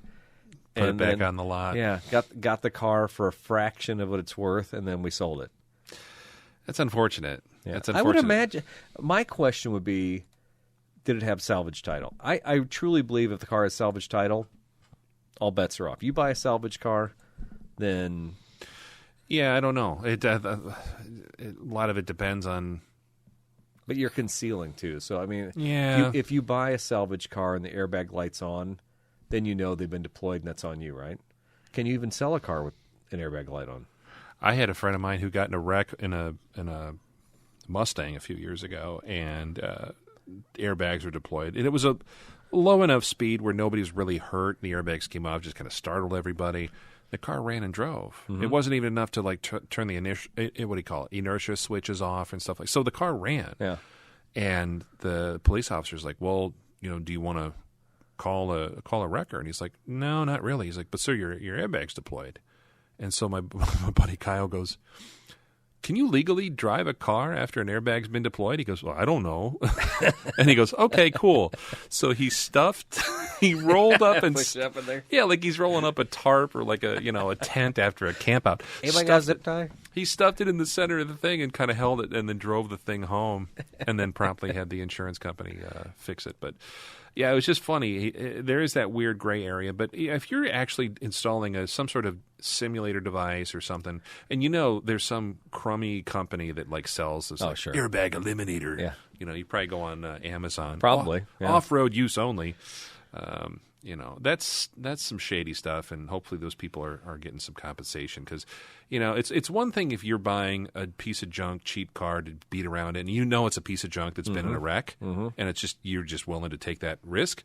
It's another if, like, let's say it's, your son or your daughter or your wife, somebody, a family member that goes and buys a cheap car. Yeah. And they're just completely unsuspecting. And then, knock on wood, something doesn't happen to them. But if they do need that to deploy and they don't have it, and it's like a, sorry. Yeah. The airbag is no longer here. Yeah. That sucks. Well, and likely you're buying, this is probably one of those cheap car lots. Like there's G and Spide Auto Mall in Washington. You're probably buying under $10,000 cars. Right. Yeah. So you definitely are you're buying on a budget. And that's what you're getting. Sucks. Yeah. So this next article, I'll let you take this one. Sure. People complain all the time. I had somebody complain about tire pressure monitors. Like, why did they do that? What president? I had this call literally today when I told the guy that he had tire pressure monitors in a car since 2005, and they have batteries in them. And his first response was, "Who was president then? Who's responsible for this?" I'm like, the president didn't put tire pressure monitors in there. It takes a whole lot of people before the president, right? Tell me you don't understand how democracy works. I said likely, and I didn't say this to him, but I said after I hung up, I said likely some little girl in Iowa died because her tire was too low and she didn't know. And then somebody passed a law saying you got to have tire pressure monitors or blah, blah. And that's how these things happen, right? Exactly. It's not somebody on high going, you're going to make every car manufacturer put unnecessary equipment in their car. Now, this article, you tell me, read it and we'll see where we're going. Yeah. So this one, the title of this one is All New U.S. Vehicles to Have Automatic Emergency Braking After 2029. And this one actually comes from, is it NHTSA? No, where is it? I don't know who the article is. Anyways, we'll figure it out. Anyways, Reuters, kind of. National Highway Traffic Safety Administration said that all new vehicles sold in the U.S. must be equipped with automatic emergency braking systems by September 2029. NHTSA said this week that all new vehicles, blah, blah, blah, blah, blah. Oh, yeah, Reuters. Since the COVID-19 pandemic, there's been a spike in pedestrian traffic deaths, with 2023 seeing a fatality rate higher than any pre-pandemic year since 2008. In 2022, the number of pedestrian deaths rose by 0.7%, marking a new record since 1981. With the passage of an infrastructure law in 2021, that NHTSA was directed to implement standards for automatic emergency braking. After 2029, all cars and trucks must be able to stop and avoid collisions with vehicles in front of them at a speed of up to 62 miles an hour. Wow. In the event that the collision is imminent with another vehicle, an AEB must be applied up to 90 miles an hour. So pedestrians, 62, another vehicle, 90. Wow. And when a pedestrian is detected, it must be applied up to 45 miles an hour. So there's a lot of logic there. Yeah. So not only does emergency braking need to say, like, hey, there's an object, it actually kind of has to know what the object is. Mm-hmm. NHTSA claims new rule will save 360 lives each year and prevent some 24,000 injuries. In a voluntary agreement by 20 automakers back in 2016, they said that they would make AEB standard in nearly all U.S. vehicles. The Insurance Institute for Highway Safety in 2023 found all 20 have followed through thus far, having equipped 95% of their products with that technology. So pretty cool tech. Have you ever had that kick off on a vehicle that you've been driving? Yeah, Siennas. Every time I've driven a Sienna, that's probably the most common one because we'll take like the family trip or something like that. Yeah. One of the Siennas, and they have the radar. Pretty touchy. Right there in the hood ornament, the sombrero on the hood of the cars. Yeah. The biggest thing is, like, if you're on a turn, let's just say I'm cruising 55 miles an hour. I got the cruise control on. I'm on a country road. It's 2-lane. And coming up ahead of me, it turns into 3-lane because it's starting to curve to the right, and there's a left-hand turn in the middle lane. Okay. So the car is still going straight, but now it's seeing the curve ahead, and it's now seeing a car at a dead stop in the middle in front of me. But because I'm curving, it doesn't know that. It thinks it's directly ahead of me. And the brakes will just apply out of nowhere. Mm-hmm. You'd be like, what in the hell is going on? Yeah. But the car's trying to save you from an accident at a pretty decent distance, too. Yeah, I've had it in Sarah's Highlander. I've had it kick off twice, and one was a similar kind of a like false positive kind of thing, which wasn't a big deal. It didn't come to a complete stop. It just kind of kicked on, and then I kind of took over. It woke me up a little bit. And you give it gas and usually go through it. Yeah, that's how mine have worked. Yeah, you get on the gas and it's fine. But the second one was actually legit my fault. I was not paying attention to something. I was probably fiddling with the radio or something, or looking away. I don't know, looking at a pretty girl or something. And I was your wife. Yes, I was looking at my wife, and something happened, and all of a sudden I got the beep, beep, beep, and the brakes actually applied, and it was the guy in front of me in kind of a, not stop and go, but close enough traffic situation where there was a sudden stop, and if that wasn't there, I probably would have either gotten on the hooks real fast, or there might have been a little fender bender. So I think it's very useful technology. It'd be interesting to see how much it adds to the MSRP on a vehicle.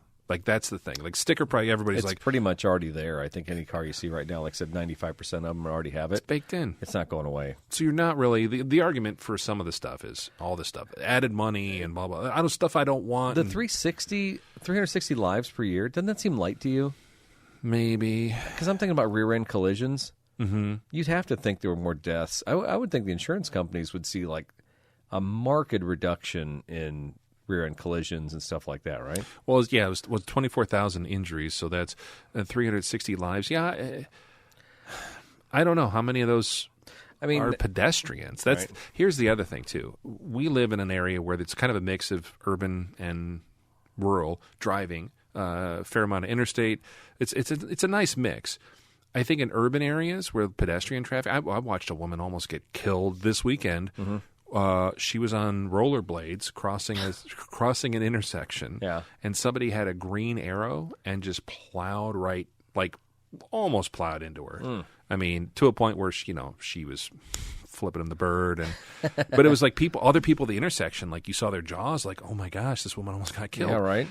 I think in instances like that, and this guy was driving an older, like a Taurus or something.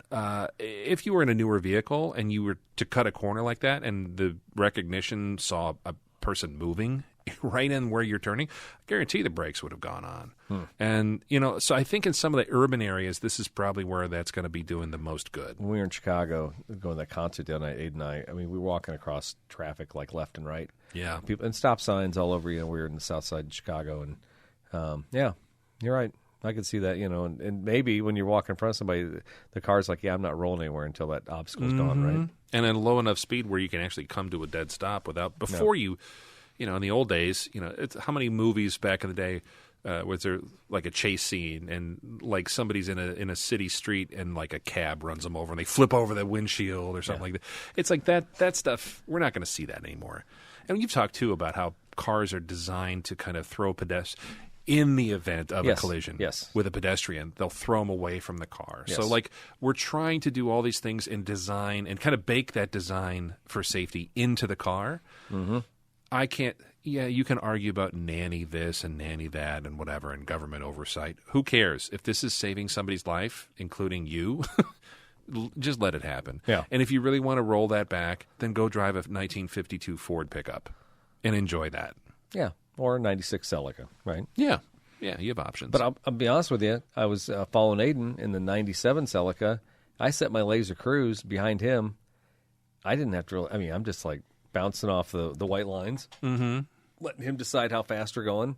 Yeah. He's having to really drive the car ahead of me. He's paying a lot more attention. To drive my car behind him, right? That's crazy. It's cheating. All right, so we're going to move right ahead. We had an article. We'll share it on the blog. It's about protecting your bond, navigating the effects of rising temperatures on adhesives. It's very interesting. This is one of those things because I'm a car geek and I'm a service geek that you don't realize because of, I don't want to say it's global warming, but there's definitely increased heat, whether that's man-made or natural. But adhesives that are on cars nowadays have to actually be bonded at higher temperatures just to deal with it. So we'll include that. If you go to the blog page, you can read all about it or follow the links to it. I did add a new section of the show this week, Daryl. Yeah? Yeah, it's called the Supercar News Search. Oh. Yeah, so here's what we've done. We need a theme song. Yeah, we do. We'll put one in. Supercar search. We've been maligned in the past. We dig around, we get the virtual junk heaps and the automotive digital arena of content for the show. So to be fair, talking about 78 Malibus, that's us. Mid-'80s domestics, they come up here a lot, right? In the end, in this new segment, we'll type in the words supercar into Google, into the news search, and then we'll serve up the freshest news from the bleeding edge of the automotive industry, okay? This week's candidate, when I typed in supercar, came up as Portugal's first supercar is powered by a Ford V6. This is from the Rob Report. And if you don't know about it, it's the Adam Stir, not to be confused with Adamant or Ant Music, the Furia. The Furia. Isn't there a Furiosa movie just came out too? I think so. Yeah, the Furia. It's hypermasculine naming. It's a segment that screams testosterone injection systems. That said, you can't fit Vin Diesel into this little car. Maybe you get Richard Hammond-sized guys. I'm going to read a little bit from the Rob Report. Okay. And I don't read the Rob Report. I know the Rob Report. I thought it was just for like casual browsing at Barnes & Noble. I've done that before. I'm like, oh, this is a nice magazine. Yeah. I feel fancy standing there while Angel's looking for some softcore. I'll just read the $20 magazine over here. And people are like, oh, he must be rich. Yes, right. It's high art. Anyway. But there's a weird bit of writing in this. So the reviewer, Brian Hood, on this article, he must have a second monitor with Thesaurus as he writes the reviews. Maybe it's a British thing. Is Rob Report British? I have no idea. You don't read the Rob Report? I do not. You don't? I don't actually know how to read. So no. That's not true. I've seen the literature beside your stool. I have books and books and books, and I don't ever read any of them. So. I'm not going to read the whole review. We're going to give you a link in here. But the review mentions Cristiano Ronaldo. I'm like, man, that name just rolls off the tongue. Is this a hot Portuguese actress? The model? Yeah, I don't know. Google says it's a soccer player. Seriously? And it's a dude. Who are we advertising for here, man? The hottest Portuguese women I can find. I just Googled Portuguese women. Nelly Furtado. Oh, yeah, I forgot. She's Portuguese. I didn't even know that. I forgot about that. Yeah, that's a good reference for the show. Anyway, maybe she could do our theme song. Maybe she could because she's. Segment. I heard she got like one hit here in the last 10 years. Yeah. Anyway, but how about saying like this car is like a bird, or how about whoa Nelly, this chassis can take flight, or something like that. Why don't we do something like that? I might know more about Nelly Furtado, than I do about Cristiano Ronaldo. Great name though. They use words like mill. It's some kind of a reference to the engine. When I say motor, I get made fun of because motor is technically electric. It's not an engine. That's type of stuff. And this guy says mill, and I feel like if you say mill, you're opening yourself up to attack from the Quaker Oat man. milling grain. You're not over milling there. my grain. And grunt. I mean, he uses the word grunt as a reference to horsepower. I mean, maybe it's an old English thesaurus. It might be. This might be British. I don't know. Yeah. Anyway, the Rob Report says it's a lightweight, road-ready Adamster Furia produces 650 horsepower, and Adamster wants Portugal to be known for more than its sunny weather, port wine, and Cristiano Ronaldo. The auto startup has just unveiled its debut model, the Furia, which it claims is the country's first supercar. According to Top Gear, the company hopes that the daring design and the potent Ford-sourced powertrain will help it compete with some of Europe's most established marques. The Furia is a long time coming. The company's roots go all the way back to 2010.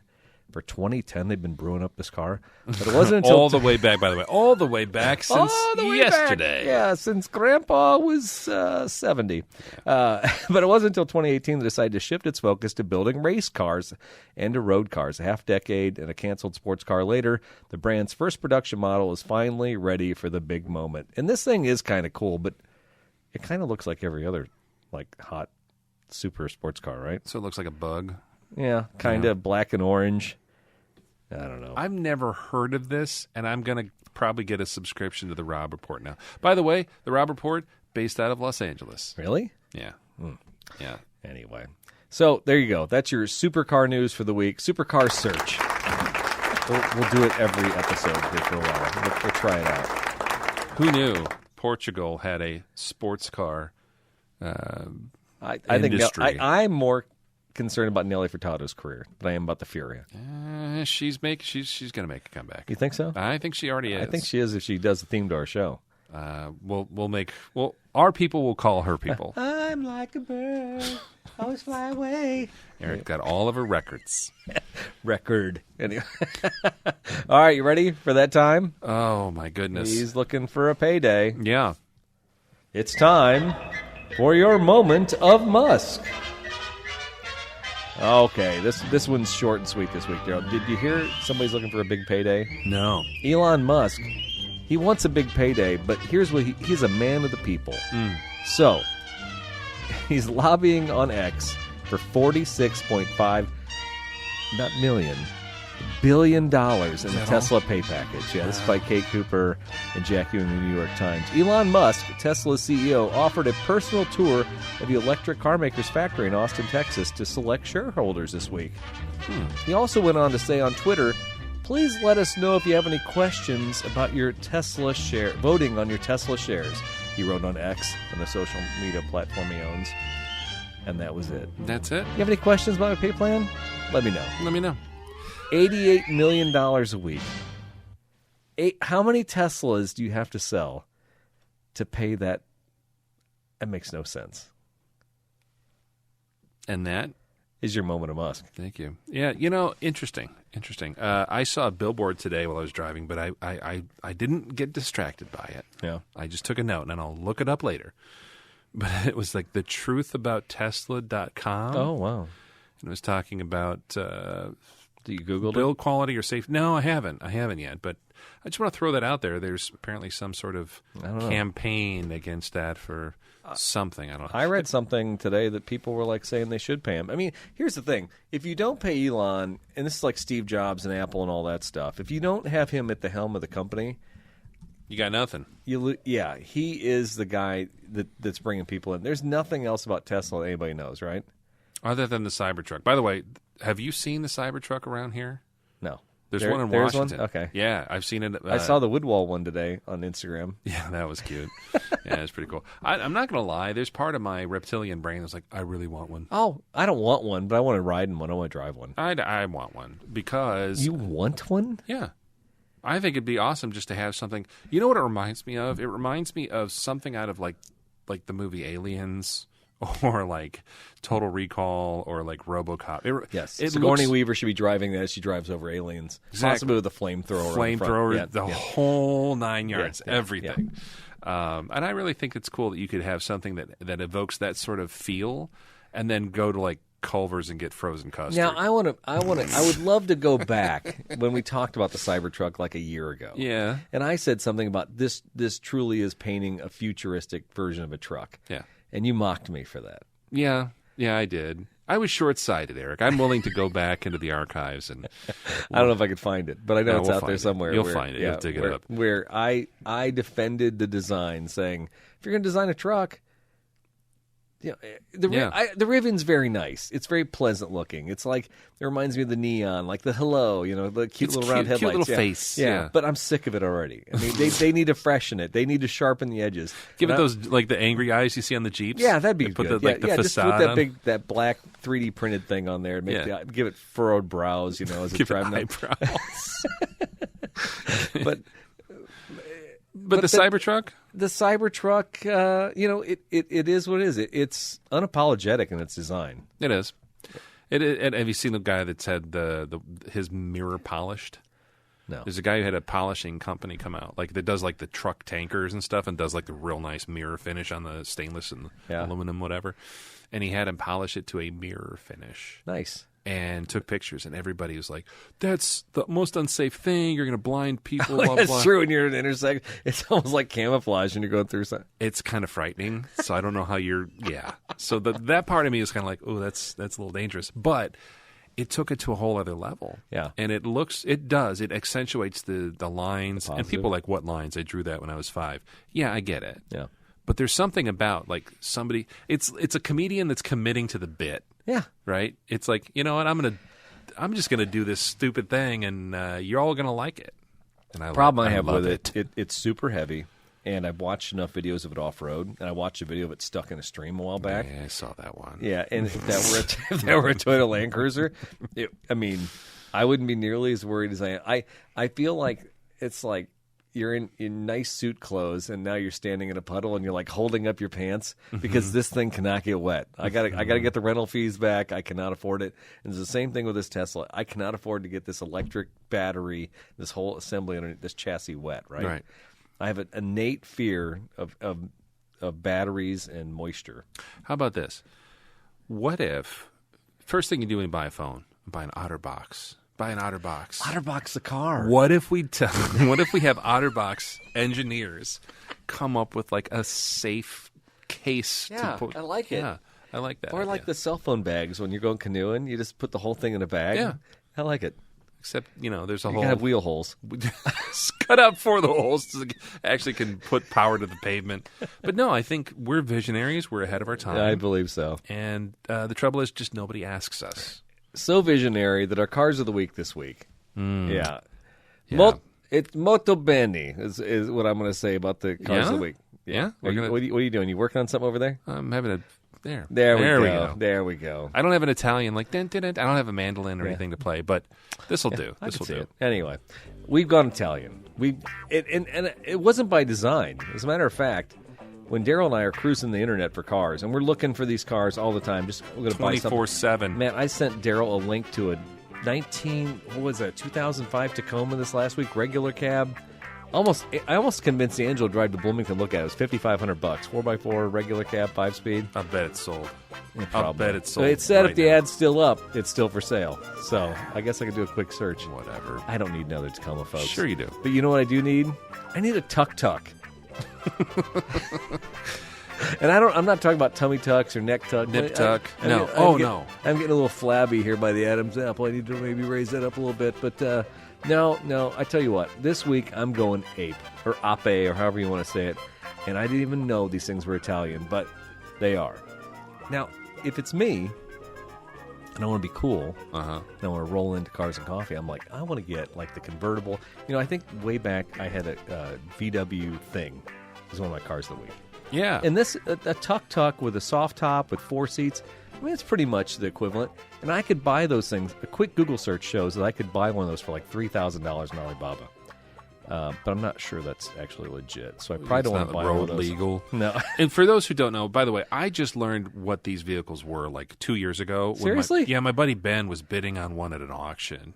It was like from Vietnam. And, Okay. And same thing. He was like, I want one of these. I'm like, what are you going to do with them? Yeah. But that's the tuk-tuk for me, for the uninitiated. Sorry, I thought everybody knew what a tuk-tuk was. No, I've never been to a country where these are running on the streets. But these things, it's kind of like a rickshaw and a motorcycle had a kid. Yeah. And it's like the taxi you see in a third world country bringing tourists somewhere. Yeah, when you see people carrying produce or families in India, and there's 78 of them like stacked up in an intersection, and they're all trying to navigate around each other. Those are all tuk-tuks. They're all three-wheeled. They sound like they have like a little 100cc motor driving the two drive wheels in the back, and they have basically like a Cushman steering wheel in the front with a lever, just kind of move back and forth to steer, right? So the Italian connection here, did you see these in Italy, or is this something you just Googled? This is something I just Googled. I had no idea. I thought anything I would find for a tuk-tuk would be Indian. I didn't even realize these things were Italian when it came down to it. Okay. I thought it'd be cool. And like I said, then I started Googling it, and then Alibaba pops up, $1,800, $3,000. And, of course, you buy anything on those websites, you get the unboxing videos, and the people get the freight. And you come to find out it's like something for their kid size, right? Yeah, it's the size is not actual. No. So then I type in American tuk-tuks, and I get Texas tuk-tuks. Never even heard of this website. Well, Texas tuk-tuks, they got used tuk-tuks, and then they have new tuk-tuks. They make new tuk-tuks, Daryl.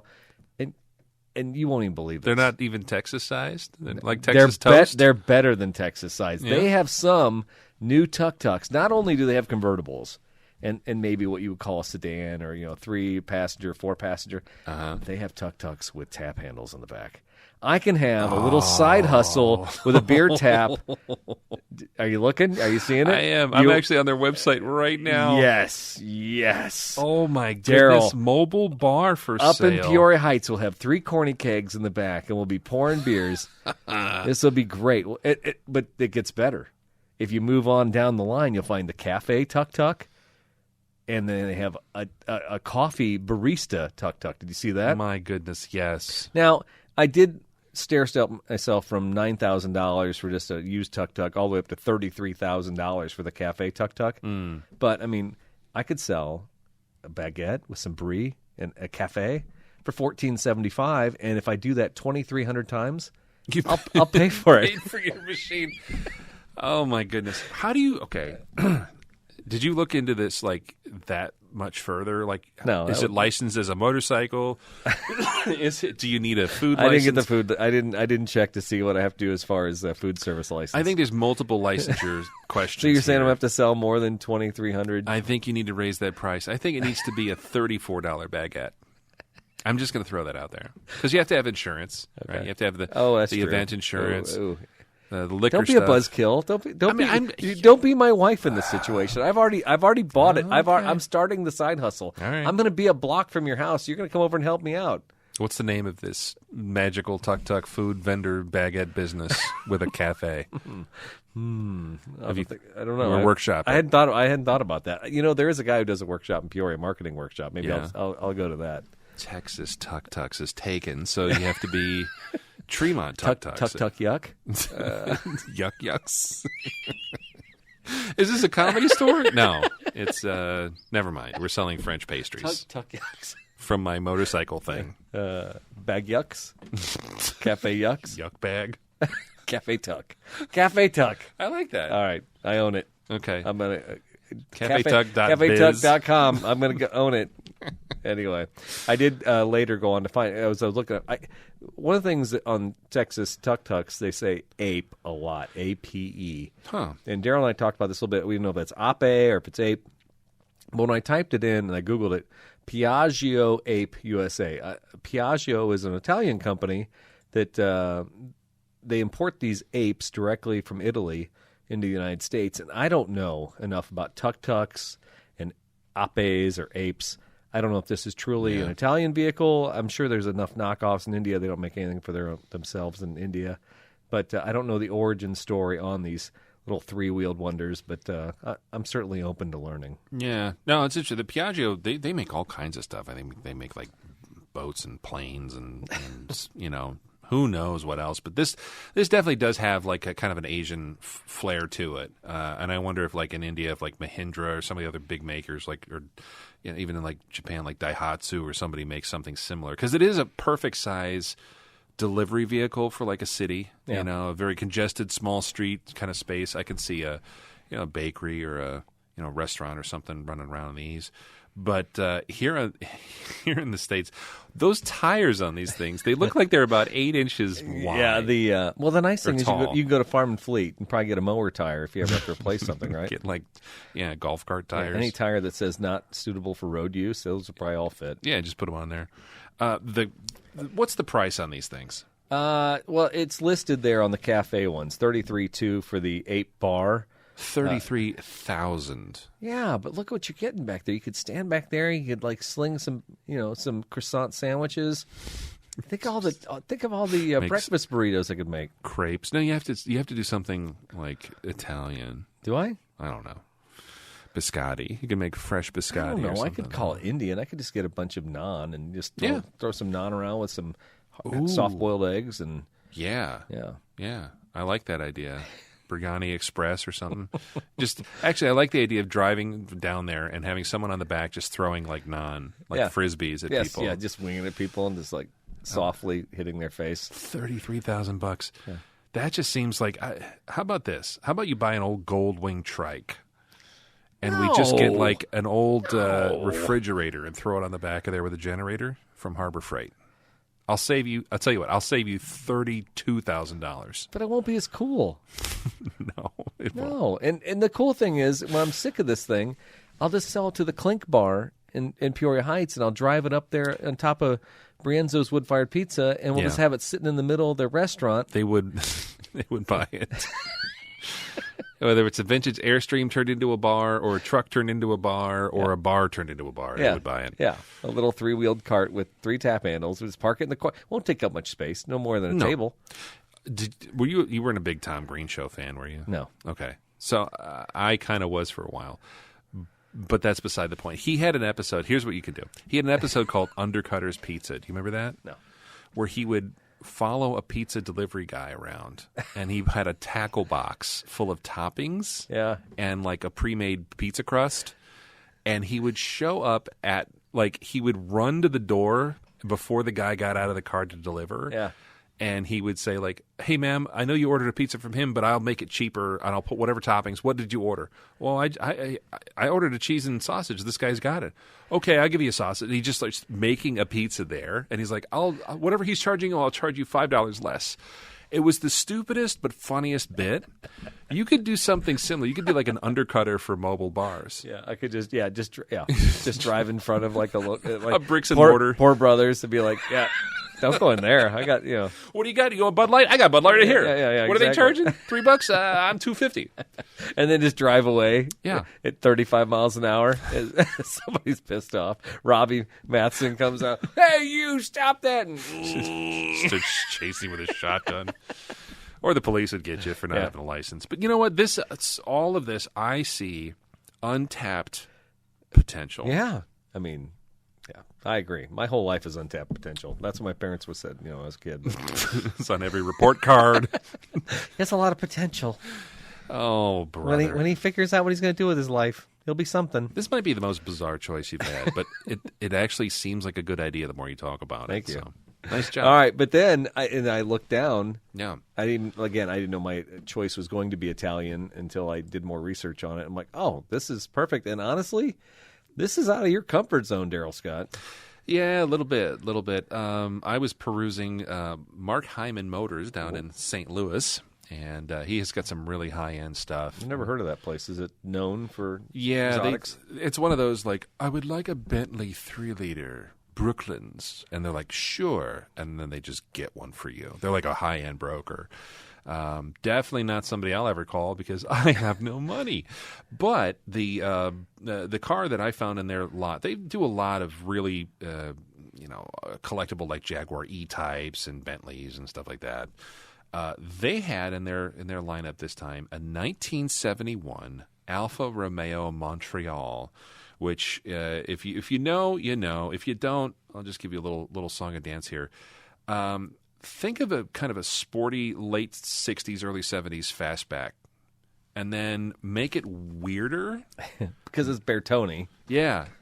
Designed by Bertoni. And this thing, it's got like these little half-louvered moon kind of flip-up headlight covers, but they don't cover all the headlights, so you get this little... Those move? Yeah. Okay. Yeah, it's like a little peekaboo thing. It's got these beautiful kind of scallops on the side. The C-pillar is just gorgeous. Wonderful lines. It almost looks like if you took like a Lamborghini Mura and put it in the dryer and it shrank. That's kind of what this is. These things were developed back in the late 60s. Of course, 1967, they had the Montreal Expo, which is where, of course, the baseball team gets its names. Really cool stuff on display there. If you're a fan of the Thomas Crown Affair, that movie with... Is this in there? No, but... But I'll tell you the lineage there. The director of that, Norman Jewison, was actually a film student and grew up and was Canadian, I believe. And there's basically the whole split screen thing in that movie. There's all kinds of montages that go on the little screen and then they shrink up and go and move around. That was all stolen from some of the work that he did and others did for the Montreal Expo. And they kind of got... I don't know. There's just a whole bunch of stuff that happened technologically at the Montreal Expo that's really worth highlighting. But instead of going into that, Alfa Romeo decided to create a conceptual exhibit of man's aspiration for the automobile at that exhibit. And so they actually had the design house Bertone come and do some of the designs. They built the coachwork, and they actually... it was most of the design work was penned by the same guy who did the Lamborghini Mura. And they put these prototypes, they did two of them, they put them on display, and everybody was like drooling over them. They were absolutely beautiful. They called them like the blinds over the headlights, these beautiful vents on the C-pillar, just wonderful lines to them. But the creme de la creme, the piece de resistance, or whatever metaphor you want to use, they actually had a twin-cam inline four-cylinder that was their basis for designing their own quad-cam V8. So they actually had ahead of a lot of other manufacturers. They had a 4-valve per cylinder V8, which if you know anything about Alphas and stuff, they really know how to build a quality vehicle. They just don't know how to build one with longevity. But that's a whole other story. Well, it's featuring aluminum alloy construction, which I can only imagine after 60 years or 50 years, just what the pitting and just melting and just horrific stuff that happens. The trouble with these, they made so everybody loved it. It got a lot of press in the automotive publications of the day, and of course a lot of foot traffic through that expo. It's kind of like the World's Fair, right? They decided they were going to actually put that model into production. So between 1971, so this is the first year models, and 1975, they made 3,925 of these things. And only a couple hundred probably made it here to the States. This thing is actually a really, really nicely restored model. A lot of these, what I've read and what I've heard from some my research, they are extremely finicky, like a lot of Alphas. And the fact that this motor is kind of difficult to work on, a lot of them got sidelined with mechanical problems. So the ones that are in collections right now or in museums, they don't run. They're just kind of their eye candy. They're they look pushers. Nice. Yeah. This thing runs, drives. It's beautifully restored. It is a prime example. It's got the really nice kind of alloy wheels on it. And it's finished in almost like an orangey red, almost like a early 70s muscle car red you'd see on like a Mustang or something. Hyman has this thing advertised at $87,500, which I think is a steal. For a while, these things were six-figure cars, and I think they're only going to get. I think they're down right now for some reason. I think they're going to continue to climb over time. So I guess the rarity might do that, but honestly, I mean, it does look like a fancy '78 Corolla. I mean, a little bit, yeah. There's some. It looks very small. Based, it's hard to tell by looking at it, but based on the headlights and the wheels and the steering wheel, I don't think that car is very big. No, I don't think they were either. I don't know. I don't have specs on what they weighed or anything like that. A lot of alloys in this thing. I think they were probably when they ran, I think they were probably a blast to drive and probably very quick. That Bertoni design with the C-pillar kind of reminds me of like the X19. Yes. Yeah. Good eye. That was a Bertoni, and Sure they were was. very distinct, and they were small cars too. Yeah, they were tiny. So it's kind of like the Fiat predecessor to the Fiero. Yeah. Mid-engines or the MR2. Yeah. You know, yeah. a There's lot just of- like that whole back end, the whole seating area, and just I don't know. He's very strong on the C-pillar, the way he does those designs there.